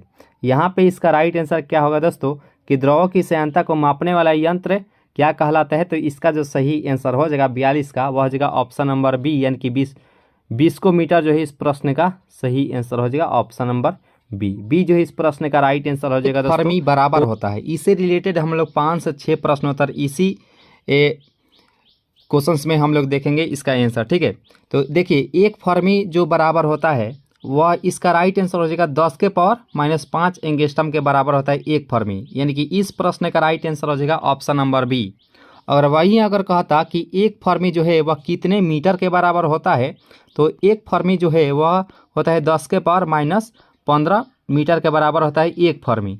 और वहीं अगर कहा जाता है कि फर्मी जो है यह किसका मात्रक होता है, तो यह एक प्रकार का लंबाई का मात्रक होता है। लंबाई का जो यहाँ पे फर्मी जो है मात्रक होता है वह किस में होता है, तो ये परमाणु होता है। परमाणु के नाभिक में प्रोटॉन और न्यूट्रॉन होते हैं और यहाँ पे उपस्थित रहते हैं इलेक्ट्रॉन। तो मान लीजिए प्रोटॉन और न्यूट्रॉन के बीच की जो दूरी होती है उसमें फर्मी का ही उपयोग किया जाता है, यानी कि फर्मी जो है इसके बीच की दूरी की लंबाई को जो है वह मापता है, इसमें फर्मी का ही उपयोग किया जाता है। ठीक है, तो यहाँ तक हम लोग जान चुके हैं। अगर कहता कि 1 एंगस्ट्रॉम जो है वह कितने मीटर के बराबर होता है, तो 1 एंगस्ट्रॉम जो होता है वह 10 के पावर -10 मीटर के बराबर होता है 1 एंगस्ट्रॉम। तो इससे रिलेटेड कोई भी क्वेश्चन आता है तो हम लोग बिल्कुल ही आसानी से दोस्तों 3 से 4 क्वेश्चन जो है हम लोग जान चुके हैं। तो देखिए इस प्रश्न का जो राइट आंसर हो जाएगा वह ऑप्शन नंबर बी जो है इस प्रश्न का राइट आंसर हो जाएगा। किसी भी क्वेश्चन में डाउट हो तो अपना डाउट जरूर ही क्लियर कर लीजिएगा कमेंट बॉक्स के माध्यम से दोस्तों। ठीक है, तो इस प्रश्न का राइट आंसर हो जाएगा ऑप्शन नंबर बी। और यहाँ पे प्रश्न है कि किसी वस्तु का अधिकतम भार होता है वायु में, जल में, हीलियम में या निर्वात में। तो यहाँ पे इस प्रश्न का जो राइट आंसर हो जाएगा, देखिए इस प्रश्न को बनाने के लिए इसका राइट आंसर हो जाएगा निर्वात में, यानी कि किसी वस्तु का अधिकतम जो भार होगा वह निर्वात में ही होता है। इस प्रश्न का राइट आंसर हो जाएगा ऑप्शन नंबर डी जो है इस प्रश्न का राइट आंसर हो जाएगा। और यहाँ पे प्रश्न है कि ताप वृद्धि से प्रत्यास्थता गुणांक में क्या वृद्धि होती है। ताप और इसके विपरीत होता है। तो देखिए जब भी दोस्तों यहाँ पे वृद्धि कहेगा, ताप में अगर वृद्धि होगा तो इसकी प्रत्यास्थता जो गुणांक होती है वह डिक्रीज करने लगती है, यानी कि घटने लगती है। ठीक है, तो इस प्रश्न का राइट आंसर हो जाएगा ऑप्शन नंबर ए, यानी कि घटता है। और वहीं अगर यहाँ पे वृद्धि ना देकर यहाँ पे घटना अगर लिखा रहता तो वहाँ पे जो प्रत्यास्थता गुणांक जो रहता वह बढ़ता है। ठीक है, तो हम लोग आसानी से यहाँ पे ज्ञात कर सकते हैं कि ताप वृद्धि से प्रत्यास्थता गुणांक का जो मान होता है वह घटने लगता है। इसका राइट आंसर हो जाएगा ऑप्शन नंबर ए जो इस प्रश्न का राइट आंसर हो जाएगा। और यहाँ पे प्रश्न है कि लड़का पैदा होगा जब एक्स वाई गुणसूत्र हो, एक्स एक्स गुणसूत्र हो, वाई वाई गुणसूत्र हो या डबल एक्स डबल वाई गुणसूत्र हो। तो यहाँ पे इसी प्रश्न का राइट आंसर क्या होगा दोस्तों कि लड़का पैदा होगा जब एक्स वाई गुणसूत्र हो, यानी कि इस प्रश्न का जो राइट आंसर हो जाएगा वह ऑप्शन नंबर जो ए है, इस प्रश्न का सही आंसर हो जाएगा ऑप्शन नंबर ए। और वहीं अगर लड़की यहाँ पे रहता तो एक्स एक्स गुणसूत्र के कारण जो है वह लड़की पैदा होती है और एक्स वाई के गुणसूत्र के कारण जो है वह लड़का पैदा होता है। ये सभी हम लोग बहुत ही आसानी से जान चुके हैं दोस्तों। अगर वहीं अगर कहता है कि मानव में गुणसूत्रों की संख्या कितनी होती है तो कमेंट बॉक्स में जरूर ही बताने का प्रयास कीजिएगा कि मानव में गुणसूत्रों की संख्या कितनी होती है। और यहाँ पे प्रश्न आप देख सकते हैं स्क्रीन पर, जो कि काफ़ी महत्वपूर्ण ये सवाल है कि लार किसके पाचन में सहायक होता है। यहाँ पे इस प्रश्न का सही आंसर क्या होना चाहिए दोस्तों कि लार जो है वह किसके पाचन में जो है वह सहायक होता है। तो देखिए इस प्रश्न के जो राइट आंसर हो जाएगा 5 का वह हो जाएगा ऑप्शन नंबर बी। स्टार जो है इस प्रश्न का सही आंसर हो जाएगा ऑप्शन नंबर बी। बी जो है इस प्रश्न का राइट आंसर हो जाएगा। और यहाँ पे प्रश्न इससे रिलेटेड भी हम लोग बहुत ही आसानी से 3 से 4 प्रश्नोत्तर जानेंगे दोस्तों कि दूध में कौन सा विटामिन नहीं पाया जाता है। यहाँ पे बताना कि दूध में जो है वह कौन सा विटामिन नहीं पाया जाता है। तो ये प्रश्नोत्तर देखते ही आपका आंसर आ गया होगा। देखिए इसका जो राइट आंसर हो जाएगा वह ऑप्शन नंबर यहाँ पे जो सी ऑप्शन है, इस प्रश्न का राइट आंसर हो जाएगा ऑप्शन नंबर सी, यानी कि विटामिन सी जो है वह दूध में नहीं पाया जाता है। नहीं तो विटामिन ए से लेकर ये सभी जो ये ऑप्शन में है ये सभी पाया जाता है। तो इस प्रश्न का राइट आंसर हो जाएगा ऑप्शन नंबर सी। और एक क्वेश्चन जो पूछा जाता है कि वासा में कौन सा विटामिन जो है वह घुलनशील है और पानी में कौन सा जो विटामिन है वह भी घुलनशील है। तो देखिए भैंस गई पानी में, यानी कि बी और सी जो है वह पानी में घुलनशील है। नहीं तो इसके अलावा कोई भी विटामिन हो, विटामिन ए हो, डी हो, के हो या ई हो, ये सभी जो है वह वासा में घुलनशील होता है। तो भैंस गई पानी में यानी कि बी और सी जो है वह पानी में घुलनशील है। नहीं तो इसके अलावा जितने भी विटामिन है तो वह सभी जो है वह वासा में घुलनशील होता है। तो हम लोग आसानी से याद कर सकते हैं। तो इस प्रश्न का जो राइट आंसर हो जाएगा यानी कि 6 नंबर प्रश्न का जो सही आंसर हो जाएगा ऑप्शन नंबर सी। सी जो है इस प्रश्न का राइट आंसर हो जाएगा, यानी कि विटामिन सी जो है वह दूध में नहीं पाया जाता है। विटामिन ए के कमी से रतौंधी रोग होता है। विटामिन बी के कमी से कौन सा रोग होता है तो बेरी रोग होता है। और डी के कमी से रिकेट्स नामक रोग होता है। और विटामिन सी के कमी से स्कॉर्वी रोग होता है। विटामिन के कमी से होता है रक्त का थाका ना होना होता है। और विटामिन ई के कमी से बांझपन या नपुंसकता होता है। हम लोग आसानी से जान चुके थे, ठीक है। तो इसका राइट आंसर हो जाएगा ऑप्शन नंबर सी। और यहाँ पे प्रश्न की सर्पी घर्षण से लोटनी घर्षण होता है। यहाँ पे इस प्रश्न का राइट आंसर क्या होना चाहिए कि सर्पी घर्षण से लोटनी घर्षण होता है। तो इसका राइट आंसर हो जाएगा 7 का हो जाएगा बहुत ही कम होता है, ठीक है। इसका राइट आंसर हो जाएगा ऑप्शन नंबर ए जो इस प्रश्न का सही आंसर हो जाएगा। और जो भी दोस्तों नए जुड़े होंगे चैनल से वो जरूर ही सब्सक्राइब कर लीजिएगा दोस्तों। और वीडियो को जो है लाइक जरूर ही कर लीजिएगा दोस्तों। अगर सेशन अगर अच्छी लग रही हो तो लाइक जरूर ही कर लीजिएगा, ठीक है। और यहाँ पे प्रश्न है कि जब कोई वृत्ताकार रूप से नाच रही हो तो उसके द्वारा कार्य क्या होगा। तो यहाँ पे इस प्रश्न का राइट आंसर क्या होना चाहिए। देखिए कोई भी चीज़ अगर वृत्ताकार रूप से अगर मान लीजिए लट्टू ही है और वह वृत्ताकार रूप से अगर नाच रही है तो उसके कार्य तो वह वहीं पर न रहेगी, तो यानी कि शून्य हो जाती है उसके कार्य, यानी कि ना उसको जो है वह बाहर जाता है ना ही वह कोई चीज़ कार्य करता है, ठीक है। तो वह उसी बिंदु पर जो है वह नाचता है, ठीक है। यानी कि उसका कार्य जो है वह शून्य हो जाता है। इस प्रश्न का राइट आंसर हो जाएगा ऑप्शन नंबर सी। सी जो है इस प्रश्न का राइट आंसर हो जाएगा। और यहाँ पे प्रश्न है कि 1 मेगावाट बराबर होता है। कमेंट बॉक्स में जल्दी से बताने का प्रयास कीजिएगा कि वाट जो है वह किसका मात्रक होता है। कमेंट बॉक्स में जल्दी से इस प्रश्न का आंसर आ जाना चाहिए दोस्तों कि वाट जो है वह किसका मात्रक होता है, ठीक है। तो यहाँ पे बता दीजिए कि 1 मेगावाट बराबर होता है। तो इसका जो सही आंसर हो जाएगा 9 का वह हो जाएगा ऑप्शन नंबर ए, यानी कि 10 के पावर जो है वह 6 वाट के बराबर होता है। कमेंट बॉक्स में आपको बताना है कि वाट जो है किसका मात्रक होता है। तो इस प्रश्न का जो राइट आंसर हो जाएगा ऑप्शन नंबर ए, यानी कि ए जो है इस प्रश्न का सही आंसर हो जाएगा। और यहाँ पे प्रश्न है, ये प्रश्नोत्तर देखते ही आपका आंसर आ जाना चाहिए कि 1 किलोवाट बराबर होता है। तो किलोवाट घंटा जो है वह ऊर्जा का जो है व्यावसायिक मात्रक होता है। और ऊर्जा को जो है वह जूल में भी मापते हैं, याद रखिएगा। तो 1 किलोवाट जो बराबर होता है, तो यहाँ पे इस प्रश्न का राइट आंसर क्या होगा। तो देखिए 3.6 गुने 10 के पावर 6 जूल के जो है वह बराबर होता है 1 किलोवाट। ठीक है, इस प्रश्न का राइट आंसर हो जाएगा ऑप्शन नंबर ए। ये जो है इस प्रश्न का सही आंसर हो जाएगा। और 11वां प्रश्न आपके सामने है कि निम्न में से किसने और कब लिफ्ट की खोज की। तो यहाँ पे 4 ऑप्शन आपको दिया गया है, तो चारों ऑप्शन में से कौन सा जो ऑप्शन है वह सही आंसर हो जाएगा कि किसने जो है और कब लिफ्ट की खोज की थी।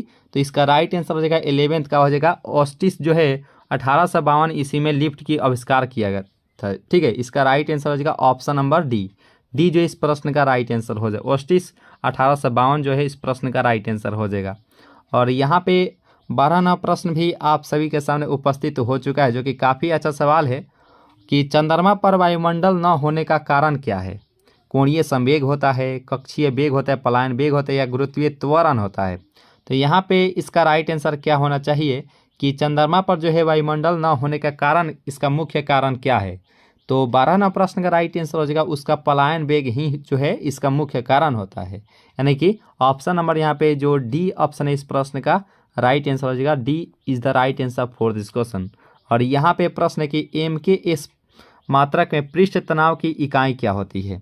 तो यहाँ पे इस प्रश्न का राइट आंसर क्या होना चाहिए दोस्तों कि MKS मात्रक में पृष्ठ तनाव की इकाई इनमें से कौन सा हो जाएगा। तो देखिए इसका जो सही आंसर हो जाएगा 13 का, वह न्यूटन प्रति मीटर होता है, यानी कि न्यूटन प्रति मीटर होता है, जो कि ऑप्शन नंबर सी में दिया गया है, जो कि राइट आंसर हो जाएगा न्यूटन प्रति मीटर। न्यूटन किसका मात्रक होता है, कमेंट बॉक्स में जल्दी से बताने का प्रयास कीजिएगा दोस्तों कि न्यूटन जो है वह किसका मात्रक होता है। ठीक है, जितने भी सवाल आज पूछेंगे वो सभी कमेंट बॉक्स में जरूर ही जो है आंसर देने का प्रयास कीजिएगा दोस्तों। और यहाँ पे प्रश्न है कि पृथ्वी का द्रव्यमान हो इनमें से कौन सा हो जाएगा आंसर, यानी कि पृथ्वी का द्रव्यमान होता है। देखिए यहाँ पे पृथ्वी का द्रव्यमान का है, अगर त्रिज्या का है तो 64 जो है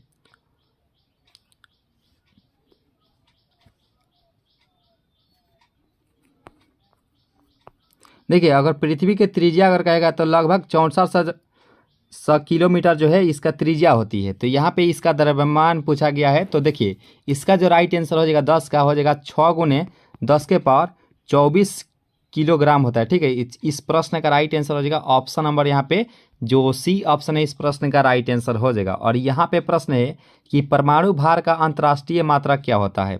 यहाँ पे इस प्रश्न का राइट आंसर क्या होगा दोस्तों कि परमाणु भार का जो है अंतर्राष्ट्रीय मात्रक क्या होता है। तो इस प्रश्न का राइट आंसर हो जाएगा वह होता है C12 होता है। ठीक है, इस प्रश्न का राइट आंसर हो जाएगा ऑप्शन नंबर जो डी ऑप्शन है इस प्रश्न का राइट आंसर हो जाएगा ऑप्शन नंबर डी।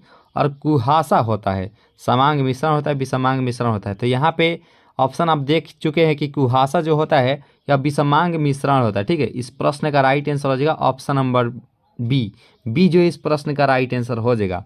तो चलिए दोस्तों नेक्स्ट प्रश्न को देखते हैं। और यहाँ पे 17वां प्रश्न है कि किसी परमाणु के गुण निर्भर करते हैं प्रोटॉनों की संख्या पर, परमाणु के भार पर, न्यूट्रॉनों की संख्या पर या इलेक्ट्रॉनिक संरचना पर। तो यहाँ पे बताना कि किसी परमाणु का जो है वह गुण निर्भर करता है। तो इसका जो सही आंसर हो जाएगा वह 17वां प्रश्न का राइट आंसर इलेक्ट्रॉनिक संरचना पर जो है इसका निर्भर करता है इसका गुण। तो इस प्रश्न का राइट आंसर हो जाएगा ऑप्शन नंबर जो डी है, इस प्रश्न का राइट आंसर हो जाएगा ऑप्शन नंबर डी। और यहाँ पे प्रश्न है ये कैथोड किरणें बनी होती है। तो यहाँ पे इस प्रश्न का राइट आंसर हो जाएगा क्या होगा दोस्तों, देखिए एक होता है एनोड, एक होता है कैथोड।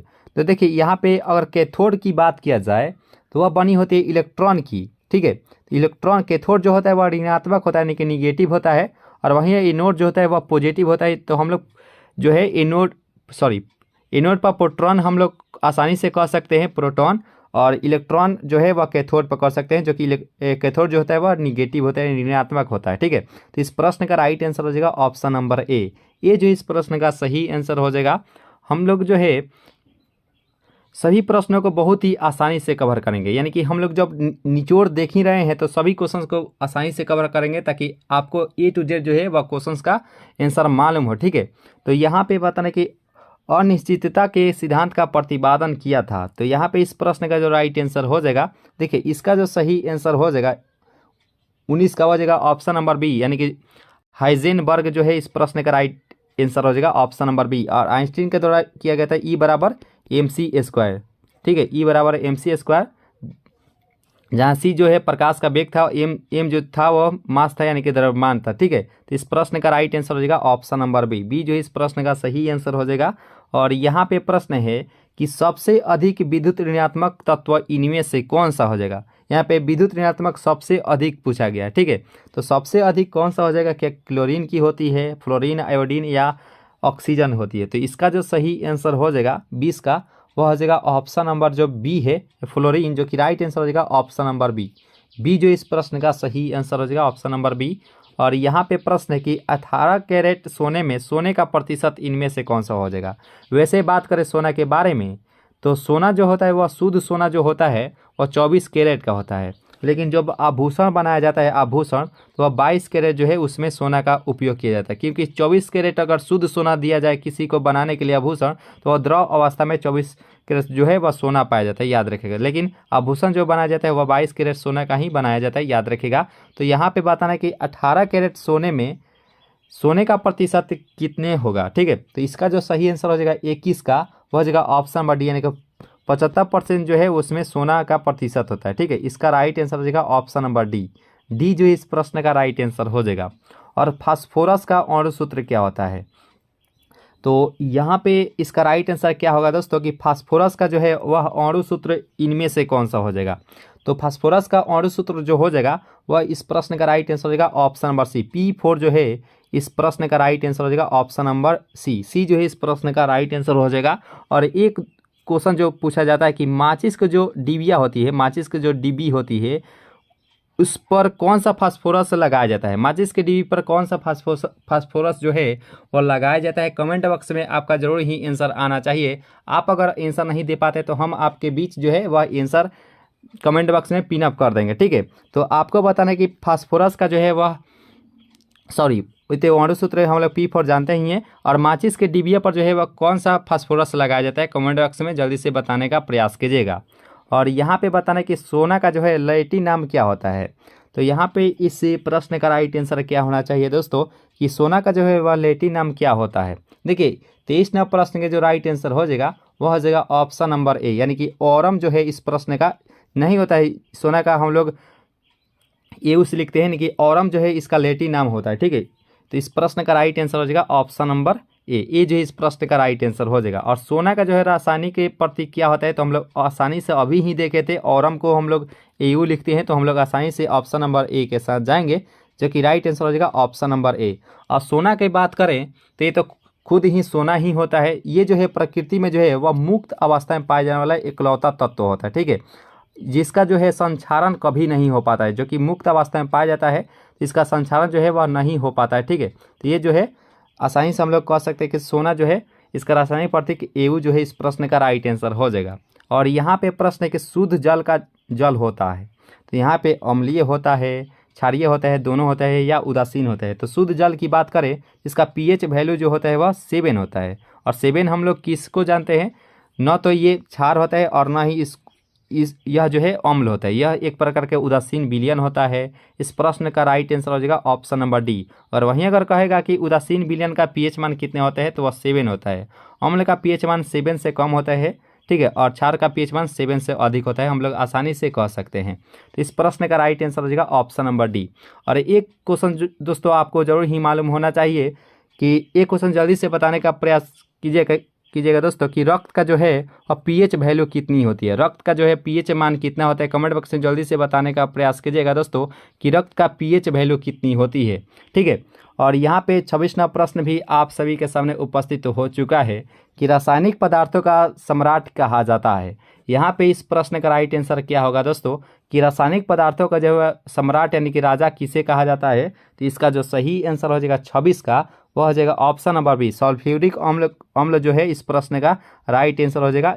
इसे अम्लों का भी राजा कहा जाता है और रासायनिक पदार्थों का भी राजा कहा जाता है। ठीक है, इनके सम्राट कहा जाता है। और सल्फ्यूरिक एसिड का जो है H2SO4 जो है इसका रासायनिक सूत्र हो जाएगा। ठीक है, तो इस प्रश्न का राइट आंसर हो जाएगा ऑप्शन नंबर बी जो इस प्रश्न का राइट आंसर हो जाएगा। और यहाँ पे प्रश्न है कि क्षारीय विलयन का पीएच मान होता है, तो हम लोग आसानी से अभी ही कवर किए थे पीएच वैल्यू को। देखिए क्षारीय विलयन जब भी कहे तो वह 7 से अधिक होता है, जो कि ऑप्शन नंबर सी में दिया गया है। अम्ल का जो है 7 से कम होता है और उदासीन विलयन का पीएच मान 7 होता है। तो इस प्रश्न का जो राइट आंसर हो जाएगा ऑप्शन नंबर जो सी ऑप्शन है, इस प्रश्न का सही आंसर हो जाएगा ऑप्शन नंबर सी। अगर दोस्तों इसका पीडीएफ चाहते हैं तो पीडीएफ आपको टेलीग्राम ग्रुप से ज्वाइन होते हैं, इसका पीडीएफ डाउनलोड करके जो है आप कभी भी जो है प्रैक्टिस कर सकते हैं, ठीक है, क्योंकि प्रैक्टिस मेक्स परफेक्ट। तो जब आप डेली प्रैक्टिस करते हैं तो आपको सभी चीज़ें आसानी वे से याद होती रहती है, ठीक है, और आप जब परीक्षा देने जाएंगे उस समय आपको A to Z जो है मालूम होंगे, ठीक है प्रश्न। तो इस प्रश्न का राइट आंसर हो जाएगा option number C. Description box में जो है वह टेलीग्राम ग्रुप का जो है लिंक दिया रहेगा, वहाँ से आप ज्वाइन होकर आप कभी भी जो है प्रैक्टिस कर सकते हैं पीडीएफ को लेकर, ठीक है। तो यहाँ पे इस प्रश्न का राइट आंसर क्या होगा दोस्तों कि सिरके में पाया जाता है। तो सिरके में कौन सा अम्ल पाया जाता है, तो यहाँ पे इस प्रश्न का राइट आंसर क्या होगा।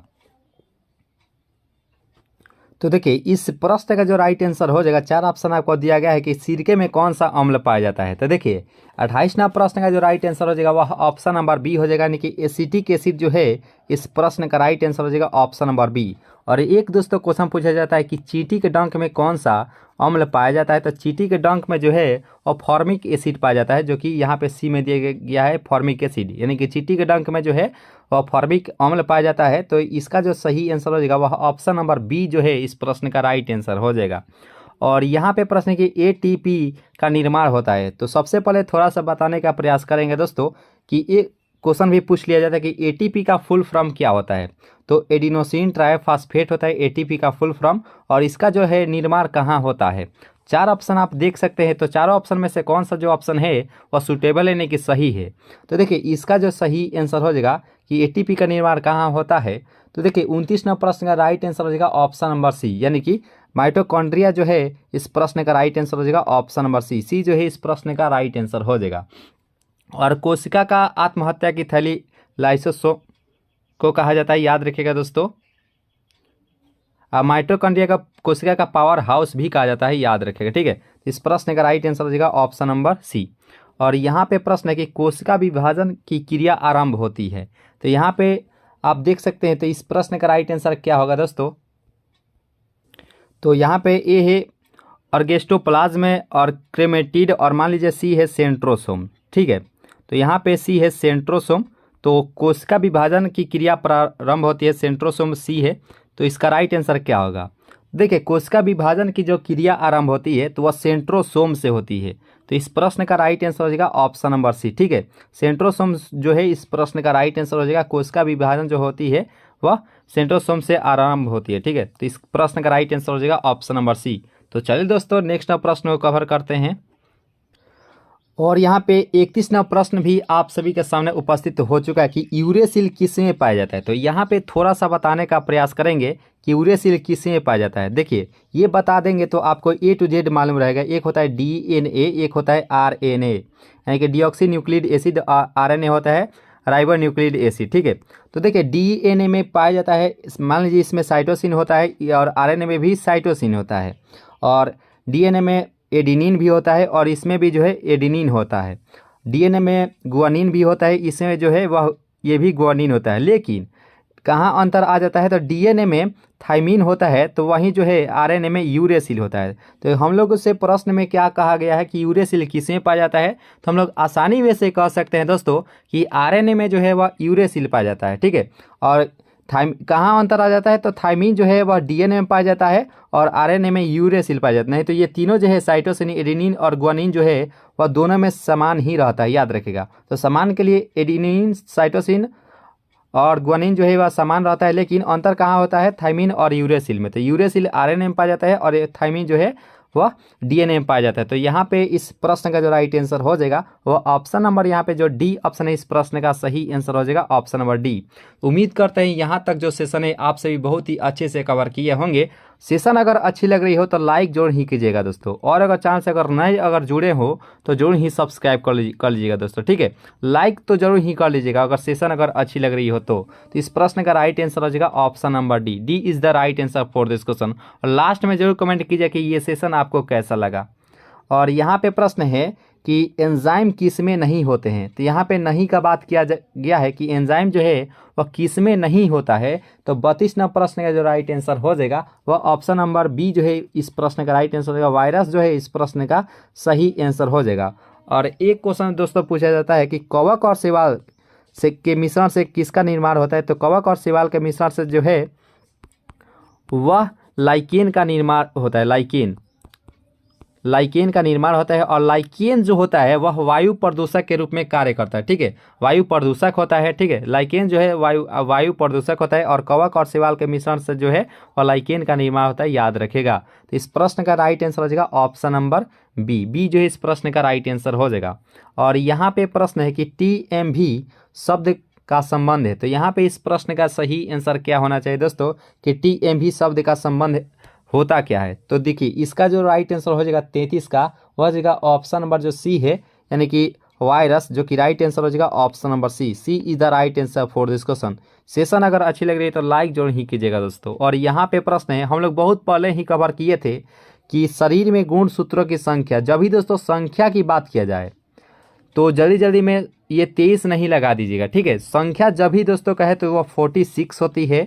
और वहीं अगर जोड़ा कहा जाए, जोड़ा, तो जोड़ा में जो है वह होती है 23 जोड़ा, यानी कि 23 जोड़ा यानी कि 40 जोड़ा यानी कि 2 होता है, तो 23 दूनी 46 होती है, यानी कि संख्या कहे तो 46 होती है और जोड़ा कहे तो वह 23 होती है। तो इस प्रश्न का राइट आंसर हो जाएगा ऑप्शन नंबर ए जो है इस प्रश्न का सही आंसर हो जाएगा। 46 जो है इस प्रश्न का राइट आंसर हो जाएगा। और यहाँ पे प्रश्न है कि वायरस की खोज किसने की थी। यहाँ पे इस प्रश्न का सही आंसर क्या होना चाहिए दोस्तों कि वायरस की जो खोज है वह किसने की थी। तो इस प्रश्न का राइट आंसर हो जाएगा वो क्या होगा दोस्तों, 35वां प्रश्न का राइट आंसर क्या आना चाहिए। देखिए सी जो है इस प्रश्न का राइट, वानोवस्की जो है वह इस प्रश्न का राइट आंसर हो जाएगा। DI वानोवस्की जो है इस प्रश्न का राइट आंसर हो जाएगा। C is the right answer for this question. और यहाँ पे देखिए प्रश्न को कि चाय के लाल कीट का कारण क्या होता है। यहाँ पे इस प्रश्न का सही आंसर क्या होना चाहिए दोस्तों कि चाय के लाल कीट का कारण क्या होता है। देखिए इस प्रश्न का जो राइट आंसर हो जाएगा 36 का, तो 36वां प्रश्न का राइट आंसर हो जाएगा ऑप्शन नंबर सी, यानी कि हरा शैवाल जो है इस प्रश्न का राइट आंसर हो जाएगा हरा शैवाल जो है इस प्रश्न का राइट आंसर हो जाएगा। और यहाँ पे प्रश्न है कि विद्युत बल्ब में भरी जाती है नाइट्रोजन, ऑक्सीजन, कार्बन डाइऑक्साइड या हीलियम। ये प्रश्नोत्तर देखते ही आपका राइट आंसर आ गया होगा कि विद्युत बल्ब में भरा जाता है। देखिए भरा तो नाइट्रोजन भी जाता है और आर्गन भी भरा जाता है, तो यहाँ पे ऑप्शन में आर्गन तो है ही नहीं कहीं, तो हम लोग नाइट्रोजन के साथ जाएंगे। तो इस प्रश्न का राइट आंसर हो जाएगा वह इस प्रश्न का राइट आंसर हो जाएगा ऑप्शन नंबर ए। और विद्युत बल्ब का जो फिलामेंट होता है वह किसका बना होता है, यानी किस तत्व का बना होता है। कमेंट बॉक्स में आपका आंसर जरूर ही आना चाहिए दोस्तों कि बल्ब का जो है फिलामेंट वह किस तत्व का बना होता है, ठीक है। कमेंट बॉक्स से जरूर ही इसका आंसर बताने का प्रयास कीजिएगा। तो इस प्रश्न का राइट आंसर हो जाएगा ऑप्शन नंबर ए जो इस प्रश्न का सही आंसर हो जाएगा। तो उम्मीद करते हैं यहाँ तक जो सेशन है आप सभी अच्छे से कवर किए होंगे। बहुत ही महत्वपूर्ण ये सेशन है, हम लोग विज्ञान का निचोड़ देख रहे हैं, तो सभी क्वेश्चंस को हम लोग A to Z कवर करेंगे दोस्तों। और यहाँ पे प्रश्न है कि वनस्पति घी निम्न में से किससे बनाया जाता है। ये प्रश्नोत्तर काफ़ी इंपॉर्टेंट सवाल है कि वनस्पति घी जो है निम्न में से किससे बनाया जाता है। तो इस प्रश्न का राइट आंसर हो जाएगा 38 का, वह हो जाएगा ऑप्शन नंबर बी हाइड्रोजन जो है इस प्रश्न का राइट आंसर हो जाएगा ऑप्शन नंबर बी जो है इस प्रश्न का सही आंसर हो जाएगा। और यहाँ पे प्रश्न है कि ग्रीन हाउस प्रभाव में पृथ्वी के वातावरण का गर्म होना किसके कारण से होता है। यहाँ पे इस प्रश्न का राइट आंसर क्या होगा दोस्तों कि ग्रीन हाउस प्रभाव में पृथ्वी के वातावरण का गर्म होना किसके कारण होता है। तो 39वां प्रश्न का राइट आंसर हो जाएगा जो बी ऑप्शन है इस प्रश्न का राइट आंसर हो जाएगा ऑप्शन नंबर बी जो है इस प्रश्न का सही आंसर हो जाएगा, यानी कि ग्रीन हाउस प्रभाव में पृथ्वी के वातावरण का गर्म होना किसके कारण होता है। तो अल्ट्रावायलेट रे होता है, यानी कि अल्ट्रावायलेट किरण होता है, ठीक है। इस प्रश्न का सही आंसर हो जाएगा ऑप्शन नंबर बी जो इस प्रश्न का सही आंसर हो जाएगा, ठीक है। और यहाँ पे प्रश्न के सोडा वाटर बनाने के लिए कौन सी गैस जो है वह प्रयोग की जाती है। यहाँ पे इस प्रश्न का सही आंसर क्या होना चाहिए दोस्तों कि सोडा वाटर बनाने के लिए निम्न में से किस गैस की प्रयोग किया जाता है। तो इसका जो सही आंसर हो जाएगा वो हो जाएगा 40 प्रश्न का राइट आंसर हो जाएगा सी, यानी कार्बन डाइऑक्साइड जो है इस प्रश्न का सही आंसर हो जाएगा ऑप्शन नंबर सी। और यहाँ पे प्रश्न है कि क्लोरोफॉर्म बनाने के लिए निम्नलिखित में से किसका उपयोग जो है वह लाया जाता है, किसका उपयोग में लाया जाता है। तो इथेन, मीथेन, इथीन या एसिटिलीन। तो यहाँ पे इस प्रश्न का राइट आंसर क्या होगा दोस्तों कि क्लोरोफॉर्म बनाने के लिए निम्नलिखित में से क्या उपयोग में लाया जाता है। तो देखिए 41वां प्रश्न का जो राइट आंसर हो जाएगा वो हो जाएगा ऑप्शन नंबर बी, मीथेन जो है इस प्रश्न का राइट आंसर हो जाएगा बी, जो इस प्रश्न का सही आंसर हो जाएगा ऑप्शन नंबर बी। और मीथेन को मार्स गैस के नाम से भी जाना जाता है और इसे पंख गैस के नाम से भी जाना जाता है। और धान के खेत से जो गैसें निकलती है वह मीथेन गैस ही निकलती है। जरूर ही आपको मालूम होगा, तो आपको जरूर ही आप इसका आंसर बता दिए होंगे कि धान के खेत से जो गैस निकलती है वह मीथेन गैस ही निकलती है, याद रखिएगा। तो इस प्रश्न का राइट आंसर हो जाएगा ऑप्शन नंबर बी, बी जो इस प्रश्न का सही आंसर हो जाएगा। और यहाँ पे प्रश्न है कि सभी अम्लों में सबसे अधिक समान तत्व इनमें से कौन सा हो जाएगा। यहाँ पे इस प्रश्न का राइट आंसर क्या होना चाहिए दोस्तों कि सभी अम्लों में सबसे अधिक समान तत्व कौन सा हो जाएगा। क्या हाइड्रोजन होता है, क्लोरीन होता है, गंधक होता है या ऑक्सीजन होता है। देखिए इस प्रश्न का जो राइट आंसर हो जाएगा 42 का वो हो जाएगा ऑप्शन नंबर जो ए है यानी कि हाइड्रोजन, जो कि राइट आंसर हो जाएगा ऑप्शन नंबर ए जो इस प्रश्न का सही आंसर हो जाएगा। हाइड्रोजन जो है इस प्रश्न का राइट आंसर हो जाएगा। एवोगाड्रो संख्या का मान क्या होता है। यहाँ पे 4 ऑप्शन आपको दिया गया है, चारों ऑप्शन में से कौन सा जो ऑप्शन है वह सही आंसर हो जाएगा। देखिए एवोगाड्रो संख्या जो बराबर होती है तो वह 6.023 × 10⁻23 के बराबर होती है। ठीक है, इस प्रश्न का राइट आंसर हो जाएगा ऑप्शन नंबर यहाँ पे जो बी ऑप्शन है इस प्रश्न का राइट आंसर हो जाएगा। और यहाँ पे प्रश्न की दूरी मापने की सबसे बड़ी इकाई क्या है। यहाँ पे बताने की दूरी मापने की सबसे बड़ी इकाई क्या है। तो देखिए इसका जो राइट आंसर हो जाएगा ऑप्शन नंबर यहाँ पे जो ए ऑप्शन है इस प्रश्न का राइट आंसर हो जाएगा ऑप्शन नंबर ए। और धारा का मात्रक एम्पियर होता है, हम लोग सभी जानते ही हैं। तो इस प्रश्न का राइट आंसर हो जाएगा ऑप्शन नंबर ए। और प्रकाश वर्ष क्या होता है, तो खगोलीय दूरी जो होती है यानी कि खगोलीय पिंड के बीच की जो दूरी होती है उसमें प्रकाश वर्ष का यूज किया जाता है। जैसे दो तारों के बीच की जो दूरी होती है उसको मापने के लिए जो है प्रकाश वर्ष का उपयोग किया जाता है। और एक प्रकाश वर्ष कितने किलोमीटर के बराबर होता है, तो हम बताना चाहते हैं दोस्तों, आप सभी को मालूम ही होगा कि 9.46 × 10⁻12 किलोमीटर। अगर किलोमीटर में रहे तो 10⁻12 किलोमीटर, अगर मीटर में कहे तो 9.46 × 10⁻15 मीटर के बराबर होता है। ठीक है, एक प्रकाश वर्ष। तो हम लोग आसानी में से जान चुके हैं दोस्तों। तो इस प्रश्न का राइट आंसर होगा ऑप्शन नंबर ए, पारसेक। और यहाँ पे देखिए प्रश्न भी पूछ लिया गया है कि एक प्रकाश वर्ष बराबर होता है।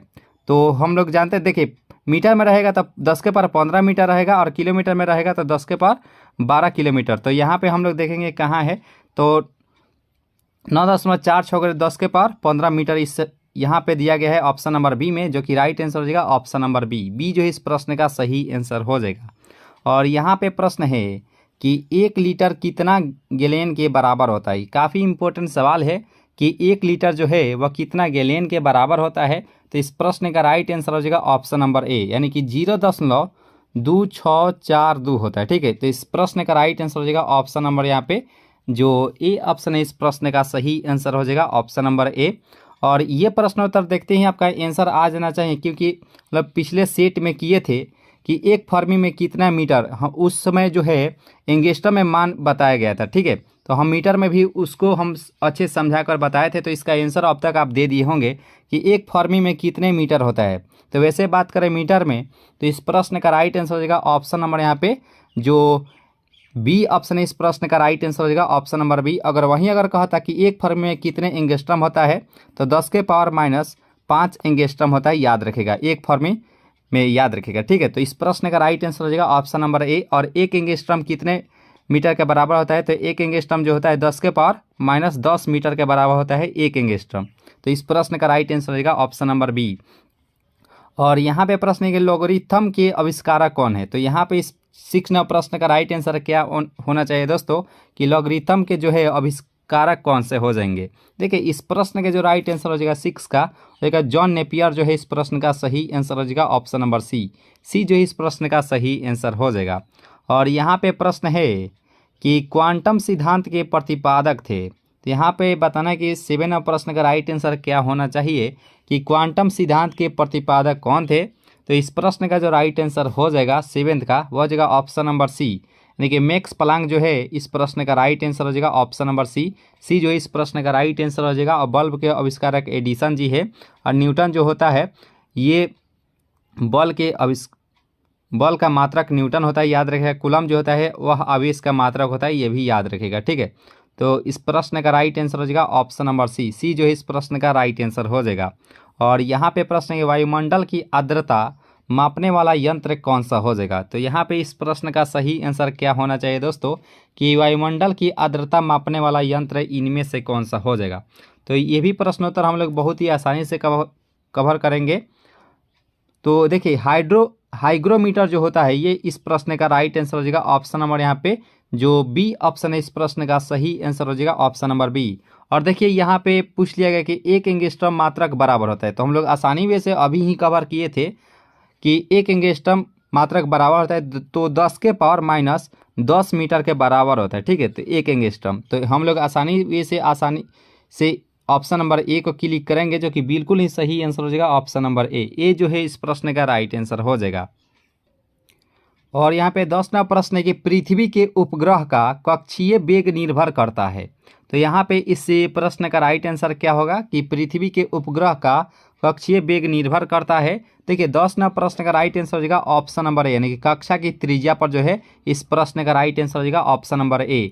और एक दोस्तों क्वेश्चन पूछ लिया जाता है कि दही में जो है वह कौन सा जीवाणु जो है पाया जाता है। कमेंट बॉक्स में जल्दी से बताने का प्रयास कीजिएगा कि नहीं होता कि दूध से दही बदलने में किस जीवाणु का महत्वपूर्ण कार्य होता है। तो वहीं आपको बताना कि दही में जो है वह कौन सा जीवाणु पाया जाता है। तो इस प्रश्न का जो राइट आंसर हो जाएगा वह ऑप्शन नंबर जो ए है ऑप्शन है इस प्रश्न का सही आंसर हो जाएगा। और यहाँ पे प्रश्न आप देख रहे होंगे स्क्रीन पर जो कि काफ़ी महत्वपूर्ण ये सवाल है कि घड़ी में चाबी देना उदाहरण होता है गतिज ऊर्जा का होता है, दाब ऊर्जा का होता है, स्थितिज ऊर्जा का होता है या डी है इनमें से कोई नहीं।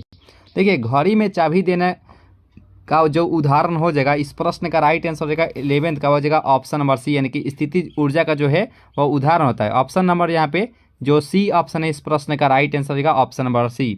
और जो भी दोस्तों नए जुड़े रहेंगे चैनल से जरूर ही सब्सक्राइब कर लीजिएगा और वीडियो को जो है लाइक जरूर ही कर लीजिएगा दोस्तों। आपके लिए बेहद ही महत्वपूर्ण ये सेशन है तो लाइक जरूर ही कर लीजिएगा दोस्तों। जितने लोग देख रहे हैं जरूर ही लाइक कर लीजिएगा। काफ़ी इंपॉर्टेंट सवाल है आपके एग्जाम के लिए। और यहाँ पे प्रश्न है कि यदि किसी पिंड के संवेग 50% अगर बढ़ा दिए जाए तो गतिज ऊर्जा का मान में क्या परिवर्तन हो जाएगा। ठीक है, तो देखिए यहाँ पे संवेग का मान 50% बढ़ाने का बात किया गया है। तो जब भी दोस्तों गतिज ऊर्जा अगर कहे तो अब 125% जो है वह बढ़ जाता है। ठीक है, तो इस प्रश्न का राइट आंसर हो जाएगा ऑप्शन नंबर यहाँ पे जो सी ऑप्शन है इस प्रश्न का सही आंसर हो जाएगा option number C. C is the right answer for this question. और यहाँ पे प्रश्न है कि अनुदैर्घ्य तरंग उत्पन्न हो सकती है। तो यहाँ पे इस प्रश्न का राइट आंसर क्या होना चाहिए दोस्तों कि अनुदैर्घ्य जो तरंग होती है वह उत्पन्न हो सकती है। तो 13वां प्रश्न का राइट आंसर हो जाएगा वह सभी माध्यमों में जो है वह उत्पन्न होने की क्षमता रखती है यानी कि इस प्रश्न का राइट आंसर हो जाएगा ऑप्शन नंबर ए जो इस प्रश्न का सही आंसर हो जाएगा। और यहाँ पे प्रश्न है कि किसी माध्यम में अनुप्रस्थ तरंग उत्पन्न नहीं हो सकती है। तो यहाँ पे पहले प्रश्न देख लीजिए उसके बाद हम लोग ऑप्शन के बारे में डिस्कस करेंगे। तो यहाँ पे प्रश्न हम लोग देख ही चुके हैं कि किसी माध्यम में अनुप्रस्थ तरंग उत्पन्न नहीं हो सकती है। तो चलिए ऑप्शन को देखते हैं। पानी में, हवा में, लोहा पर या पारा पर। तो देखिए इसका जो राइट आंसर हो जाएगा 14 का वह हो जाएगा ऑप्शन नंबर सी हवा में जो है इस प्रश्न का राइट आंसर हो जाएगा। और यहाँ पे देख सकते हैं प्रश्न को कि प्रतिबल और विकृति का अनुपात क्या कहलाता है। यहाँ पे इस प्रश्न का राइट आंसर क्या होना चाहिए दोस्तों कि प्रतिबल और विकृति का अनुपात क्या कहलाता है। तो 15वां प्रश्न का राइट आंसर जो हो जाएगा प्रत्यास्थता गुणांक जो है इस प्रश्न का सही आंसर हो जाएगा ऑप्शन नंबर ए जो इस प्रश्न का राइट आंसर हो जाएगा ऑप्शन नंबर ए। और इसका जो पीडीएफ है पीडीएफ आपको टेलीग्राम ग्रुप से ज्वाइन होते हैं तो इसका पीडीएफ आप जो है फ्री में डाउनलोड करके जो है आप अपना कभी भी प्रैक्टिस कर सकते हैं। तो टेलीग्राम ग्रुप का जो लिंक है इसी वीडियो के नीचे डिस्क्रिप्शन बॉक्स में दिया जाएगा, वहां से आप जो है कहीं भी डाउनलोड करके पीडीएफ को आप प्रैक्टिस कर सकते हैं। तो आप टेलीग्राम ग्रुप से जरूर ही ज्वाइन होने का प्रयास कीजिएगा। और यहाँ पे प्रश्न की पनडुब्बी आधारित है। तो यहाँ पे इस प्रश्न का राइट आंसर क्या होना चाहिए कि पनडुब्बी जो है वह आधारित होता है। तो देखिए 16वां प्रश्न का जो राइट आंसर हो जाएगा वह ऑप्शन नंबर बी के साथ जाएगा यानी कि आर्किमिडीज के सिद्धांत पर जो है वह आधारित होता है। इस प्रश्न का राइट आंसर हो जाएगा ऑप्शन नंबर यहाँ पे जो बी ऑप्शन है इस प्रश्न का सही आंसर हो जाएगा ऑप्शन नंबर बी। और यहाँ पे प्रश्न है कि समुद्र में तैरना नदी की अपेक्षा आसान है क्योंकि। तो यहाँ पे बताना है इसका राइट आंसर क्या होगा कि समुद्र में तैरना नदी की अपेक्षा आसान है क्योंकि इसमें क्या होता है कि समुद्र के पानी का घनत्व जो है नदी के पानी से वह अधिक होता है। तो यहाँ पे हम लोग आसानी वे से ऑप्शन नंबर डी के साथ जाएंगे, जो कि बिल्कुल ही सही आंसर हो जाएगा ऑप्शन नंबर डी। डी जो इस प्रश्न का राइट आंसर हो जाएगा।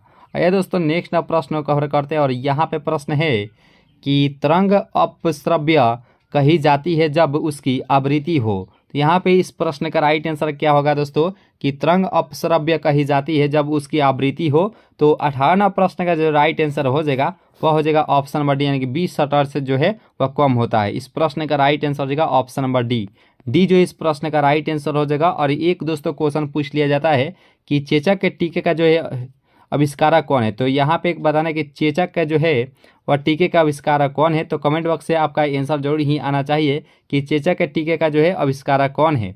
तो यहाँ पे इस प्रश्न का राइट आंसर क्या होगा कि यदि तरंग की लंबाई का मान आधा कर दिया जाए तो ध्वनि का वेग में क्या परिवर्तन होगा। तो यहाँ पे 4 ऑप्शन आपको दिया गया है। चारों ऑप्शन में से कौन सा जो ऑप्शन है वह सूटेबल है, यानी कि सही आंसर हो जाएगा। तो यहाँ पे आप लोग अच्छे से जो है क्वेश्चंस को पढ़ सकते हैं कि तरंग की लंबाई का मान जो है वह आधा कर दिया जाए तो ध्वनि का वेग में क्या परिवर्तन हो जाएगा। तो देखिए 19 प्रश्न का राइट आंसर हो जाएगा ऑप्शन नंबर ए, यानी कि आधा हो जाता है। ठीक है, तो इस प्रश्न का राइट आंसर हो जाएगा ऑप्शन नंबर ए।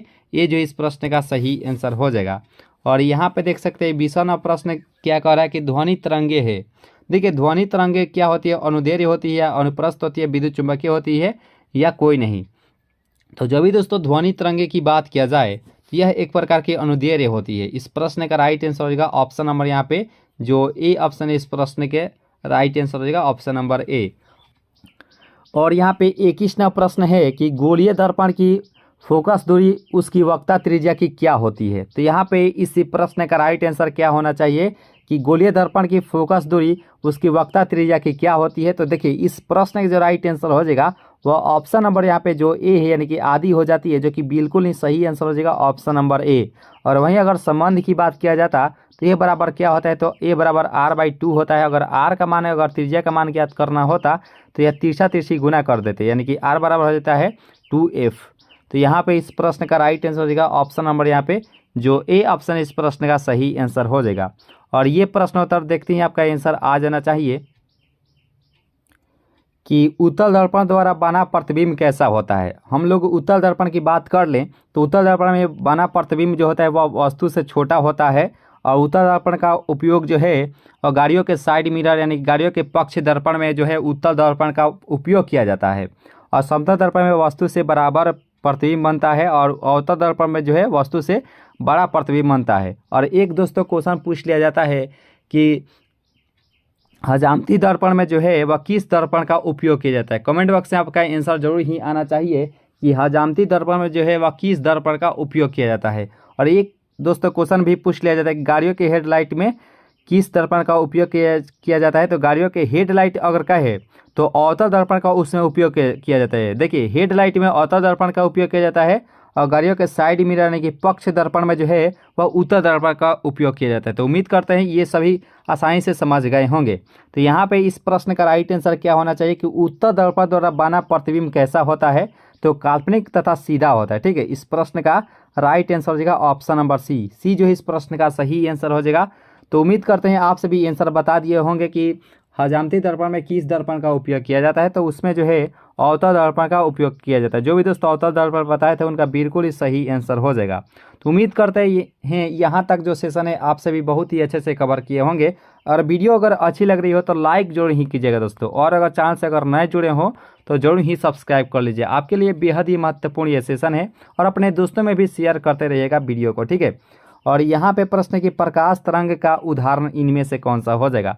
4 ऑप्शन आपको दिया गया है, चारों ऑप्शन में से कौन सा जो ऑप्शन है वह सही आंसर हो जाएगा। तो देखिए प्रकाश तरंग जो उदाहरण होता है तो विद्युत चुंबकीय तरंग का उदाहरण होता है। ठीक है, तो इस प्रश्न का राइट आंसर हो जाएगा ऑप्शन नंबर बी।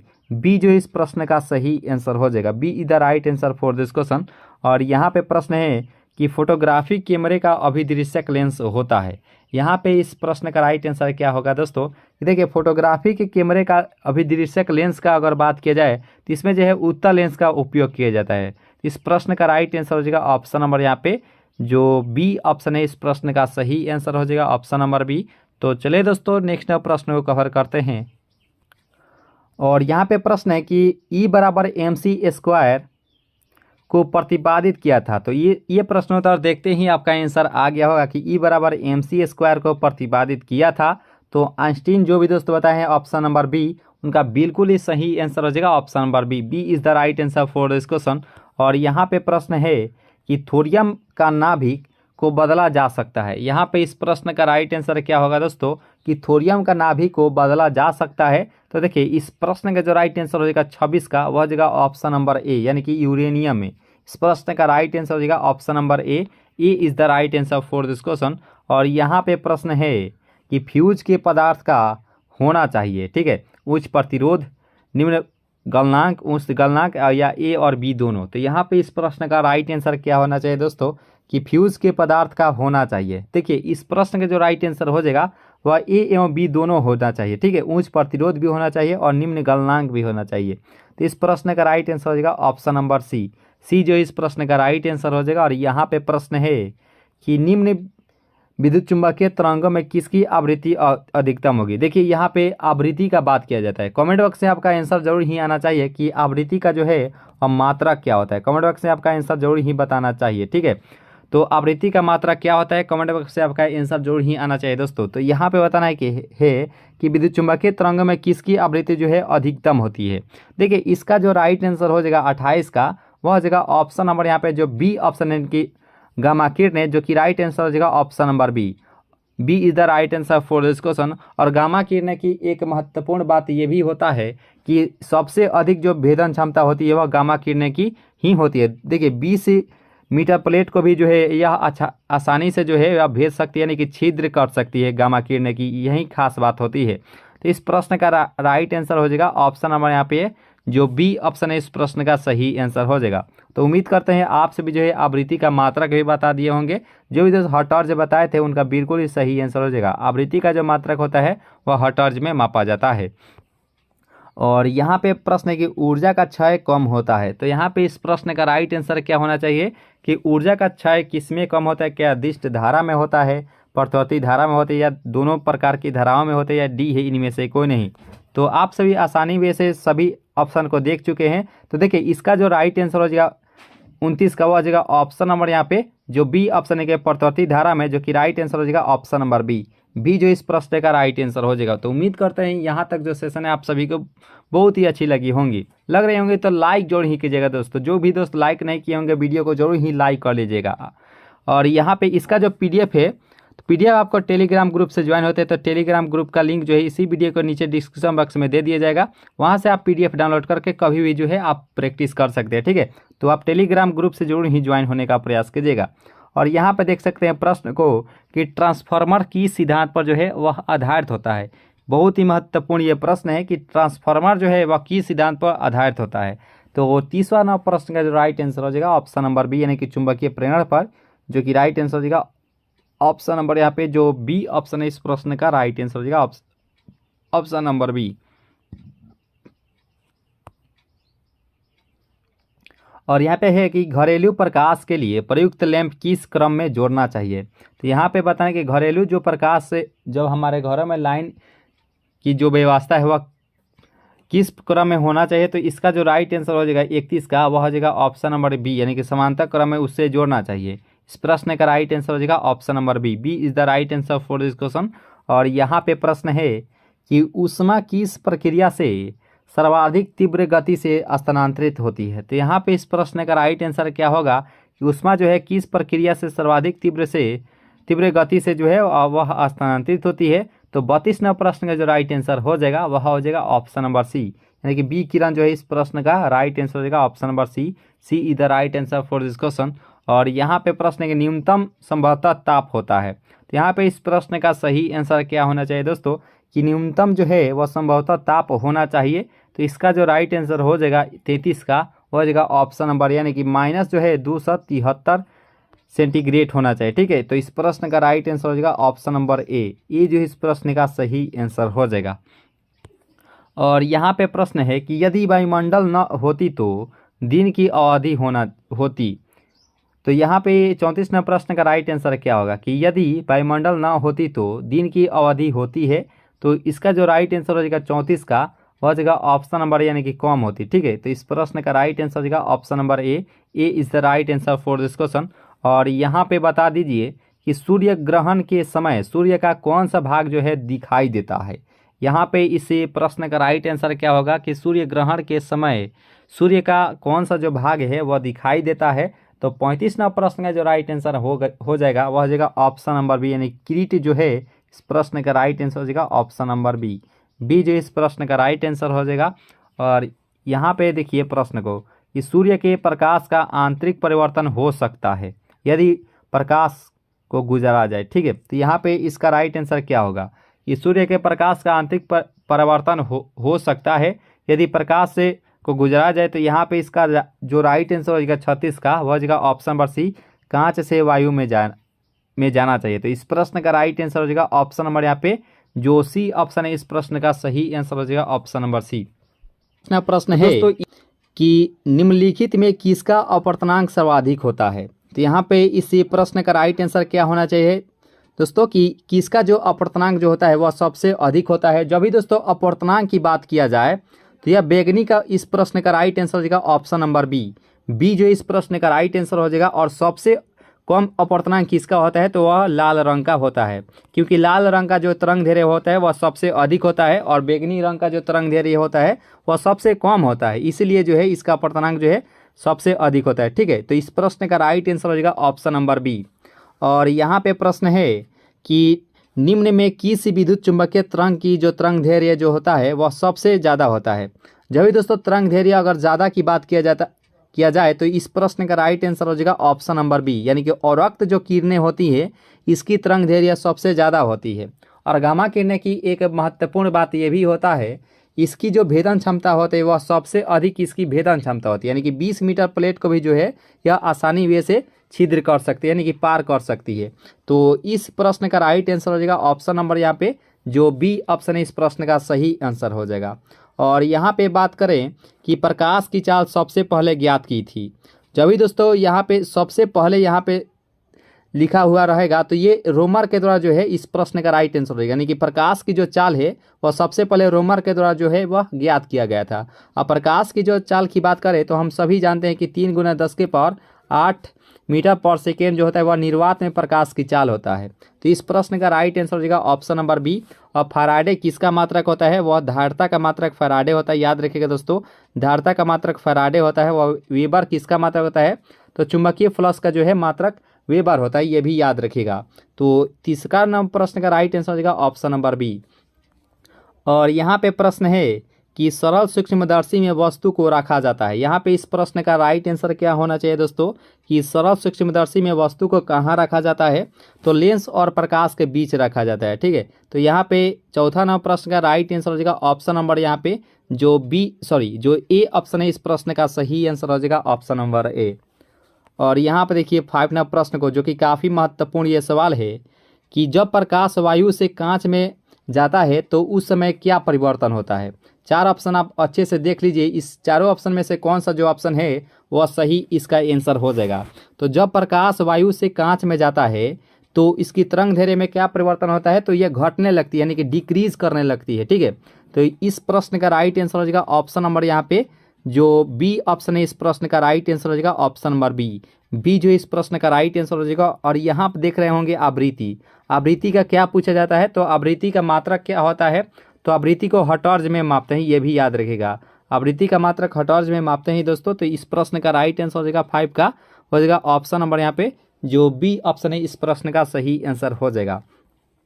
और यहाँ पे 6वां प्रश्न से हम लोग बहुत ही ज़्यादा क्वेश्चंस को देखेंगे क्योंकि इससे रिलेटेड कई बार जो है एग्जाम में प्रश्नोत्तर पूछ लिए जाते हैं बार क्वेश्चन। ठीक है, पूर्ण आंतरिक परावर्तन से रिलेटेड। तो यहाँ पे 6वां प्रश्न है कि पूर्ण आंतरिक परावर्तन होता है जब प्रकाश जाता है। तो यह इसका राइट आंसर क्या होगा। चारों ऑप्शन को आप सही से देख लीजिए, क्या हीरे से कांच में, जल से कांच में, वायु से जल में या वायु से कांच में। तो पूर्ण आंतरिक परावर्तन होता है जब प्रकाश जाता है तो हीरे से कांच में जो है इस प्रश्न का राइट आंसर हो जाएगा ऑप्शन नंबर ए जो इस प्रश्न का राइट आंसर हो जाएगा। और एक दोस्तों क्वेश्चन आप सुने होंगे मृग मरीचिका की घटना। तो मृग मरीचिका की जो घटना होती है वह पूर्ण आंतरिक परावर्तन के सिद्धांत पर जो है वह कार्य करती है। एक सुने होंगे ऑप्टिकल फाइबर या प्रकाश तंतु, ये भी जो क्वेश्चन पूछ लिया जाता है कि ऑप्टिकल फाइबर किस सिद्धांत पर कार्य करता है या प्रकाश तंतु किस सिद्धांत पर कार्य करता है, तो पूर्ण आंतरिक परावर्तन के सिद्धांत पर जो है वह कार्य करता है ऑप्टिकल फाइबर। तो यहाँ पे 6 नंबर प्रश्न का राइट आंसर हो जाएगा ऑप्शन नंबर जो यहाँ पे जो ए ऑप्शन है इस प्रश्न का राइट आंसर हो जाएगा, हीरे से कांच में जो है इस प्रश्न का राइट आंसर हो जाएगा। और एक दोस्तों आपके लिए प्रश्न है कि हीरे का अपवर्तनांक क्या होता है। कमेंट बॉक्स में आप इसका आंसर बताने का प्रयास कीजिएगा कि हीरे का अपवर्तनांक क्या होता है। और बात करें हीरे की क्रांति कोण के बारे में, तो हीरा का जो क्रांति कोण होता है वह 24.4 डिग्री जो है वह हीरा का क्रांति कोण होता है, ये भी याद रखिएगा। तो आपका आंसर जरूर ही आना चाहिए कि हीरे का अपवर्तनांक कितना होता है, ठीक है। और यहाँ पे प्रश्न आप देख सकते हैं कि हम अभी ही बताए हैं कि प्रकाश तंतु जो है वह किस सिद्धांत पर कार्य करता है। तो प्रकाश तंतु का है या ऑप्टिकल फाइबर ज़्यादातर आपको लिखा हुआ दिखाई देगा क्वेश्चन में, ठीक है, क्योंकि ऑप्टिकल फाइबर जो है वह प्रकाश तंतु का इंग्लिश होता है। तो प्रकाश तंतु जो है वह कार्य करता है पूर्ण आंतरिक परावर्तन के सिद्धांत पर। तो इस प्रश्न का राइट आंसर हो जाएगा ऑप्शन नंबर यहाँ पे जो ए ऑप्शन इस प्रश्न का राइट आंसर हो जाएगा। तो उम्मीद करते हैं आप सभी जो है वह हीरे का अपवर्तनांक भी बता दिए होंगे कि हीरे का अपवर्तनांक जो भी 2.42 बताए हैं उनका बिल्कुल ही सही आंसर हो जाएगा। हीरे का अपवर्तनांक जो है 2.42 होता है। और हीरे की बात करें या प्रकृति में सबसे अधिक अपवर्तनांक जो होता है वह हीरे का ही होता है। और प्रकृति में सबसे कठोर पदार्थ भी हीरा ही होता है, ठीक है। तो इस प्रश्न का राइट आंसर हो जाएगा ऑप्शन नंबर ए।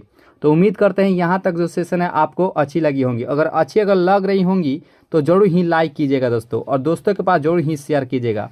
और जो भी दोस्त नए अगर जुड़े हो तो जरूर ही सब्सक्राइब कर लीजिए, आपके लिए बेहद ही महत्वपूर्ण ये सेशन है। और यहाँ पे प्रश्न है कि प्रकाश ऊर्जा को विद्युत ऊर्जा में बदलता है। तो यहाँ पे इसी प्रश्न का राइट आंसर क्या होना चाहिए दोस्तों कि प्रकाश ऊर्जा को विद्युत ऊर्जा में बदलता है। तो इसका जो सही आंसर हो जाएगा 8 का वह हो जाएगा ऑप्शन नंबर सी। सौर सेल जो है इस प्रश्न का राइट आंसर हो जाएगा ऑप्शन नंबर सी जो है इस प्रश्न का सही आंसर हो जाएगा। और यहाँ में 9 नंबर प्रश्न आप देखते ही इसका आंसर बता दिए होंगे कि यांत्रिक ऊर्जा को विद्युत ऊर्जा में बदलता है। तो यहाँ पे इसका राइट आंसर क्या होगा कि यांत्रिक ऊर्जा को विद्युत ऊर्जा में बदलता है। तो ये डायनेमो जो है इसी का राइट आंसर हो जाएगा ऑप्शन नंबर ए जो है इस प्रश्न का सही आंसर हो जाएगा ऑप्शन नंबर ए। और देखिए यहाँ पे प्रश्न को कि सूर्य के केंद्र का ताप कितना होता है। यहाँ पे इस प्रश्न का राइट आंसर क्या होना चाहिए दोस्तों कि 4 ऑप्शन आपको दिया गया है, चारों ऑप्शन में से कौन सा जो ऑप्शन है वह सही आंसर हो जाएगा कि सूर्य के केंद्र का ताप कितना होता है।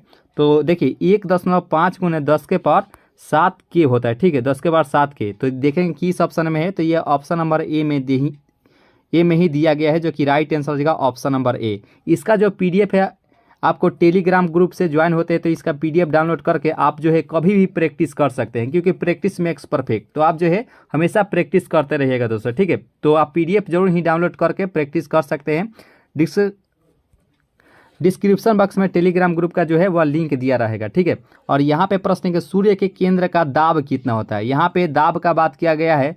तो दाब की बात करें तो दाब का जो मात्रक हो जाएगा वह पास्कल होता है, ठीक है। आपको सभी को मालूम होगा कि दाब का मात्रक पास्कल होता है। और यहाँ पे सूर्य के केंद्र का दाब कितना होता है, तो इसका राइट आंसर भी अब तक आप दे दिए होंगे कि इसका राइट आंसर क्या होगा। तो ये 2 × 10⁻16 न्यूटन प्रति वर्ग मीटर होता है, जो कि ऑप्शन नंबर सी में ही दिया गया है, जो कि राइट आंसर हो जाएगा। और बल का मात्रक न्यूटन होता है, ये भी याद रखिएगा, ठीक है। तो इस प्रश्न का राइट आंसर हो जाएगा option number C is the right answer for this question. और यहाँ पे प्रश्न आप देख रहे होंगे स्क्रीन पर, जो कि काफ़ी ये महत्वपूर्ण ये सवाल है कि परमाणु रिएक्टर आधारित होता है। जब भी दोस्तों देखिए परमाणु रिएक्टर का है या परमाणु बम का है, ये दोनों जो होता है ये नाभिकीय विखंडन पर ही आधारित होता है, जो कि राइट आंसर हो जाएगा ऑप्शन नंबर बी जो है इस प्रश्न का राइट आंसर हो जाएगा। और एक दोस्तों क्वेश्चन पूछ लिया जाता है कि सूर्य की जो किरण होता है यानी कि सूर्य की जो प्रकाश होता है या हाइड्रोजन बम होता है, हाइड्रोजन बम का है या सूर्य के प्रकाश का है, ये दोनों जो है वह नाभिकीय संलयन के सिद्धांत पर जो है वह आधारित रहता है, यानी कि नाभिकीय संलयन इस पर कार्य करता है। तो इस प्रश्न का जो राइट आंसर हो जाएगा वह ऑप्शन नंबर बी के साथ जाएंगे, जो कि बिल्कुल ही सही आंसर हो जाएगा option number B is the right answer for this question. तो चलिए दोस्तों नेक्स्ट प्रश्न को कवर करते हैं। तो यहाँ पे 13वां प्रश्न भी आप देख सकते हैं। ये प्रश्नोत्तर के बारे में हम डिस्कस किए थे कि परमाणु बम आधारित रहता है, तो ये जाहिर सी बात है नाभिकीय विखंडन पर आधारित रहता है, लेकिन कौन सा, तो ये अनियंत्रित होता है, ठीक है। तो अनियंत्रित ये ऑप्शन नंबर सी में दिया गया है, जो कि राइट आंसर हो जाएगा ऑप्शन नंबर सी जो है इस प्रश्न का राइट आंसर हो जाएगा। नाभिकीय संलयन के बारे में हम लोग भी डिस्कस किए थे कि हाइड्रोजन बम या सूर्य के प्रकाश। तो इस प्रश्न का राइट आंसर हो जाएगा ऑप्शन नंबर सी। तो उम्मीद करते हैं यहाँ तक जो सेशन है आप सभी बहुत ही अच्छे से कवर किए होंगे। तो लाइक जरूर ही कीजिएगा दोस्तों अगर वीडियो अगर अच्छी लग रही हो तो।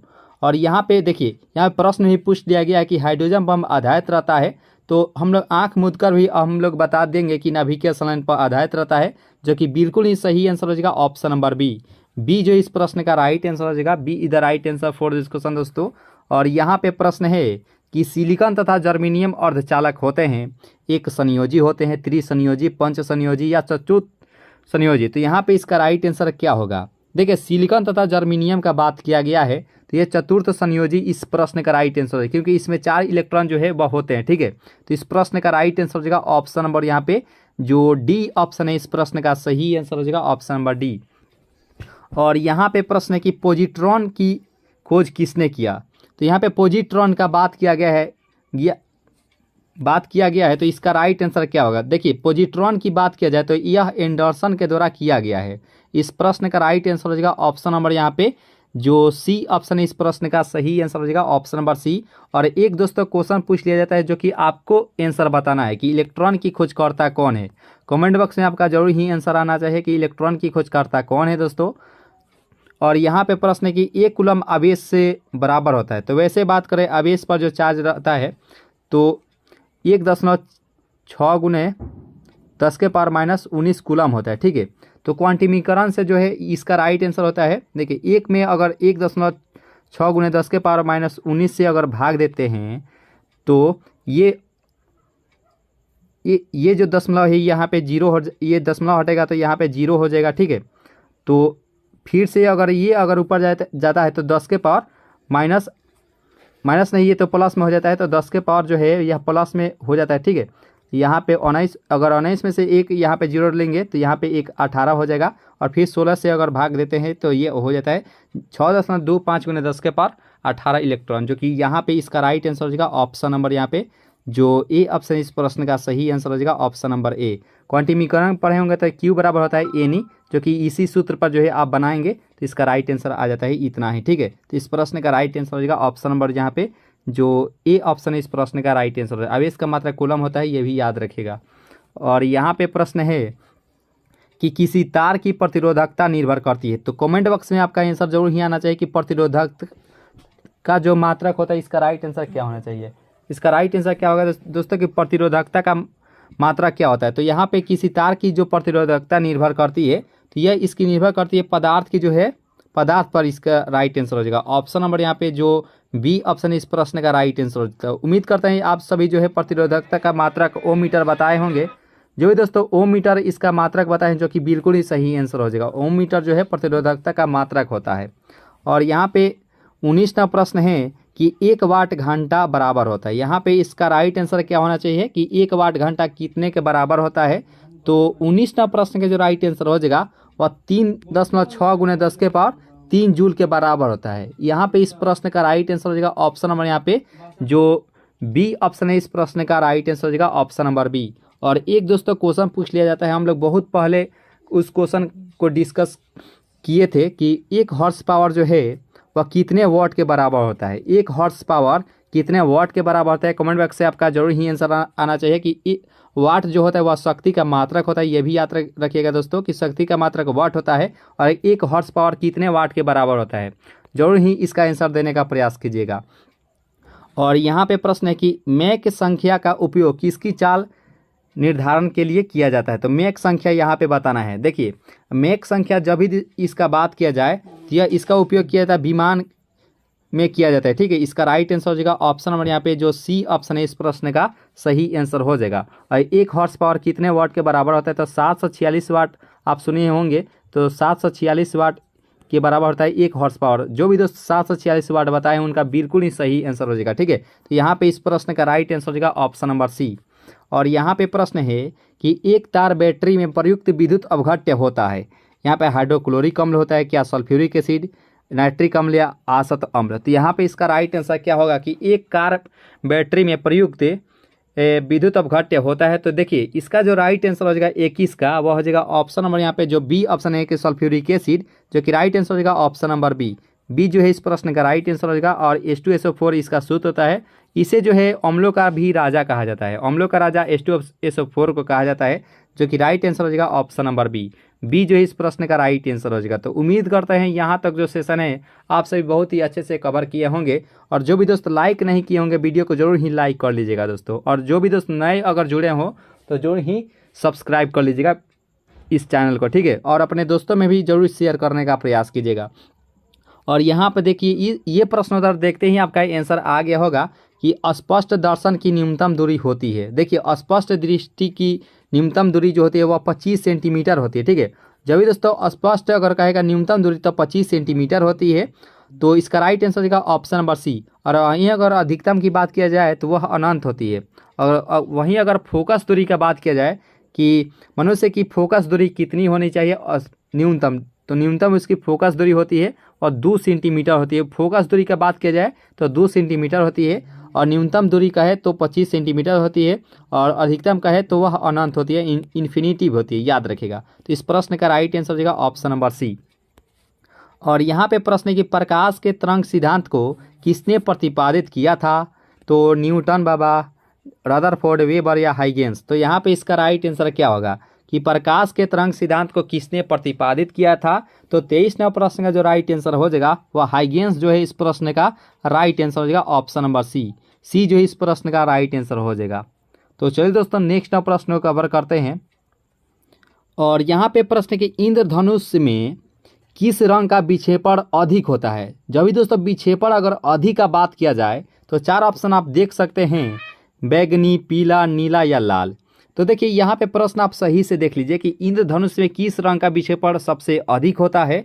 तो 24 नंबर प्रश्न का राइट आंसर हो जाएगा बैगनी, जो कि बिल्कुल ही सही आंसर हो जाएगा ऑप्शन नंबर ए, क्योंकि इसका जो तरंग दैर्ध्य होता है सबसे कम होता है। और सबसे कम किसका विक्षेपण होता है? तो वह लाल रंग का होता है, यह भी याद रखेगा। तो इसका जो राइट आंसर हो जाएगा ऑप्शन नंबर ए, क्योंकि लाल रंग का जो है तरंग दैर्ध्य सबसे अधिक होता है। और कमेंट बॉक्स में आपका एक क्वेश्चन हम पूछते हैं, आपका आंसर जरूर ही आना चाहिए कि जो सिग्नल के रूप में जो किस रंग का उपयोग किया जाता है, नहीं तो सिग्नल के रूप में किस रंग का उपयोग किया जाता है। कमेंट बॉक्स से आपका जरूर ही आंसर आना चाहिए, ठीक है। तो यहाँ पे चलिए नेक्स्ट प्रश्न को कवर कर लेते हैं। और यहाँ पे प्रश्न है कि पानी के ऊपर तेल परत का चमकना का उदाहरण होता है। यहाँ पे इस प्रश्न का राइट आंसर क्या होगा कि पानी के ऊपर तेल परत का चमकना का उदाहरण होता है। तो देखिए 25 नंबर प्रश्न का जो राइट आंसर हो जाएगा वो हो जाएगा ऑप्शन नंबर यहाँ पे व्यक्तिकरण, जो कि राइट आंसर हो जाएगा ऑप्शन नंबर डी जो है इस प्रश्न का राइट आंसर हो जाएगा। और व्यक्तिकरण की बात किया जाए, जो चिड़िया का जो रंग होता है, चिड़िया का जो रंग होता है कि कौन सा चिड़िया किस रंग की है, लाल है, पीला है, नीला या हरा है, चिड़िया का जो रंग का जो निर्धारण किया जाता है वह व्यक्तिकरण के कारण ही संभव हो पाता है कि चिड़िया का रंग कैसा है, ठीक है। तो इस प्रश्न का जो राइट आंसर हो जाएगा ऑप्शन नंबर यहाँ पे जो डी ऑप्शन है इस प्रश्न का राइट आंसर हो जाएगा। व्यतिकरण की खास बात जो है एक पतले प्रिज्म का जो कारण होता है वह व्यतिकरण के कारण ही संभव हो पाता है, ठीक है। तो इस प्रश्न का राइट आंसर हो जाएगा ऑप्शन नंबर डी। और यहाँ पे प्रश्न के धूप चश्मे की पावर होती है। देखिए धूप चश्मा का बात किया गया है, तो धूप चश्मा का जो पावर होती है इस प्रश्न का राइट आंसर हो जाएगा 26 का हो जाएगा ऑप्शन नंबर, यानी कि 0 डायोप्टर होती है। और डायोप्टर किसका मात्रक होता है? तो लेंस की क्षमता का जो मात्रक होता है वह डायोप्टर में मापते हैं, ये भी याद रखिएगा दोस्तों कि लेंस की क्षमता का जो मात्रक होता है वह डायोप्टर में मापते हैं, याद रखिएगा, या मीटर इन्वर्स में, ठीक है। मीटर इन्वर्स का है या डायोप्टर वह लेंस की क्षमता का मात्रक होता है। इस प्रश्न का राइट आंसर हो जाएगा ऑप्शन नंबर ए। तो उम्मीद करता है यहाँ तक जो सेशन है आप सभी बहुत ही अच्छे से कवर किए होंगे। आगे भी दोस्तों बहुत ही महत्वपूर्ण ये सेशन है, क्योंकि आपके लिए बेहद ही महत्वपूर्ण सेशन लेकर आए हैं, क्योंकि हम लोग विज्ञान का निचोड़ देख ही रहे हैं। तो एक एक करके हम लोग सभी क्वेश्चंस को कवर करेंगे और आपसे जो है एक भी प्रश्न उत्तर एग्जाम में नहीं छूटेगा, और विज्ञान सेक्शन से कहते हैं। और यहाँ पे प्रश्न है कि वायुमंडल में प्रकाश के विसरण का कारण क्या होता है। यहाँ पे इस प्रश्न का राइट आंसर क्या होगा कि वायुमंडल में प्रकाश के विसरण का क्या कारण होता है। तो देखिए इसका जो राइट आंसर हो जाएगा 27 का हो जाएगा ऑप्शन नंबर ए, यानी कि धूल कण जो है इस प्रश्न का राइट आंसर हो जाएगा ऑप्शन नंबर ए, ये जो इस प्रश्न का राइट आंसर हो जाएगा। चलिए दोस्तों नेक्स्ट प्रश्न को कवर करते हैं। ये प्रश्नोत्तर शायद हम लोग देखे थे कि प्रकाश तंतु किस सिद्धांत पर कार्य करता है, तो यह पूर्ण आंतरिक परिवर्तन होता है। इसका राइट आंसर हो जाएगा ऑप्शन नंबर ए। और प्रकाश की गति किसके बीच से जाते हुए न्यूनतम होती है। यहाँ पे इस प्रश्न का राइट आंसर क्या होगा कि प्रकाश की गति किसके बीच से जाते हुए कम होती है। तो इसका जो राइट आंसर हो जाएगा तो 29वां प्रश्न का राइट आंसर हो जाएगा ऑप्शन नंबर जो ए ऑप्शन है इस प्रश्न का कांच, जो कि राइट आंसर हो जाएगा option number A is the right answer for this question. इसका जो पीडीएफ है टेलीग्राम ग्रुप से ज्वाइन होते हैं, इसका पीडीएफ आप डाउनलोड कर सकते हैं और डाउनलोड करके आप कभी भी प्रैक्टिस कर सकते हैं दोस्तों। और यहाँ पे प्रश्न है कि सूर्य की ऊष्मा पृथ्वी पर कैसे पहुँचती है? चालन द्वारा, बी किरण द्वारा, परावर्तन द्वारा, संवहन द्वारा। तो यहाँ पे इसका राइट आंसर क्या होगा दोस्तों कि सूर्य की ऊष्मा जो है पृथ्वी पर कैसे पहुँचती है? तो इसका जो राइट आंसर हो जाएगा बी किरण के द्वारा पहुंचती है। ठीक है, इसका जो राइट आंसर हो जाएगा ऑप्शन नंबर जो यहाँ पे जो बी ऑप्शन है इस प्रश्न का सही आंसर हो जाएगा ऑप्शन नंबर बी। और रेफ्रिजरेटर में थर्मास्टेट का कार्य क्या होता है? यहाँ पे इस प्रश्न का राइट आंसर क्या होना चाहिए कि रेफ्रिजरेटर में थर्मास्टेट का कार्य क्या होता है? देखिए 31वां प्रश्न का जो राइट आंसर हो जाएगा एक समान ताप को बनाए रखना ही होता है। देखिए इसका जो राइट आंसर हो जाएगा ऑप्शन नंबर यहाँ पे जो सी ऑप्शन है इस प्रश्न का राइट आंसर हो जाएगा ऑप्शन नंबर सी। और लास्ट में जरूर कमेंट कीजिए कि ये सेशन आपको कैसा लगा दोस्तों, आज का जो सेशन है आपको कैसा लगा, लास्ट में जरूर ही कमेंट करके बताइएगा। और यहाँ पे प्रश्न है कि शुद्ध जल का क्वथनांक फ़ारेनहाइट स्केल पर क्या होता है? वैसे शुद्ध जल की पीएच मान बात के करें तो शुद्ध जल का पीएच मान 7 होता है। और यहाँ पे बताना है कि शुद्ध जल का क्वथनांक फ़ारेनहाइट स्केल पर क्या होता है? तो देखिए इसका जो राइट आंसर होगा 32 का हो जाएगा 212 डिग्री होता है। इस प्रश्न का राइट आंसर हो जाएगा ऑप्शन नंबर यहाँ पे जो डी ऑप्शन इस प्रश्न का राइट आंसर हो जाएगा। और केल्विन तापमापी में बर्फ का गलनांक कितनी होती है? तो केल्विन तापमापी में जो है बर्फ का गलनांक यहाँ पे पूछा गया है। तो 33वां प्रश्न का राइट आंसर हो जाएगा ऑप्शन नंबर ए यानी कि 273 केल्विन होता है। इस प्रश्न का राइट आंसर हो जाएगा ऑप्शन नंबर जो ए ऑप्शन है इस प्रश्न का सही आंसर हो जाएगा। और देखिए यहाँ पे 34वां प्रश्न को कि ध्वनि का वेग सबसे ज़्यादा किस में होती है? इस्पात में होती है, निर्वात में होती है, या जल में होती है, या कोई नहीं? तो यहाँ पे इस प्रश्न का राइट आंसर क्या होगा कि ध्वनि का वेग सबसे ज़्यादा किस में होती है? तो इस प्रश्न का राइट आंसर हो जाएगा 34 का हो जाएगा जो भी दोस्त ये बता रहे इस्पात में, जो कि राइट आंसर हो जाएगा ऑप्शन नंबर ए, जो कि यानी कि ठोस का है। इस्पात कह रहा है तो यानी कि ठोस का बात किया जाए तो इसका राइट आंसर हो जाएगा ऑप्शन नंबर यहाँ पे जो ए ऑप्शन इस प्रश्न का सही आंसर हो जाएगा। और ध्वनि का वेग सर्वाधिक होता है ठोस में, गैस में, वाष्प में, द्रव में। तो हम लोग अभी ही बात किए थे कि ठोस में सबसे अधिक होता है। तो इसका राइट आंसर हो जाएगा ऑप्शन नंबर यहाँ पे जो ए ऑप्शन है इस प्रश्न का सही आंसर हो जाएगा option number A is the right answer for this question. और यहाँ पे प्रश्न है कि ध्वनि का प्रभाव कान में कितने समय तक रहता है? यहाँ पे इस प्रश्न का सही आंसर क्या होना चाहिए दोस्तों कि ध्वनि का प्रभाव जो है वह कान में कितने समय तक रहता है? तो इसका जो सही आंसर हो जाएगा 36 का वह 1/10 सेकेंड तक ही यह रहता ही है। तो इसका राइट आंसर हो जाएगा ऑप्शन नंबर यहाँ पे जो बी ऑप्शन है इस प्रश्न का राइट आंसर हो जाएगा ऑप्शन नंबर बी। तो दोस्तों इस प्रकार से इस महत्वपूर्ण सेशन को यहीं पे ख़त्म करते हैं और लास्ट में जरूर कमेंट करके बताइएगा कि ये सेशन आपको कैसा लगा दोस्तों। तो आज के लिए इतना है दोस्तों, तो हंसते रहिए और मुस्कुराते रहिए और अपनी तैयारी को जो है मजबूत करते रहिए। अभी के लिए इतना है दोस्तों, जय हिंद।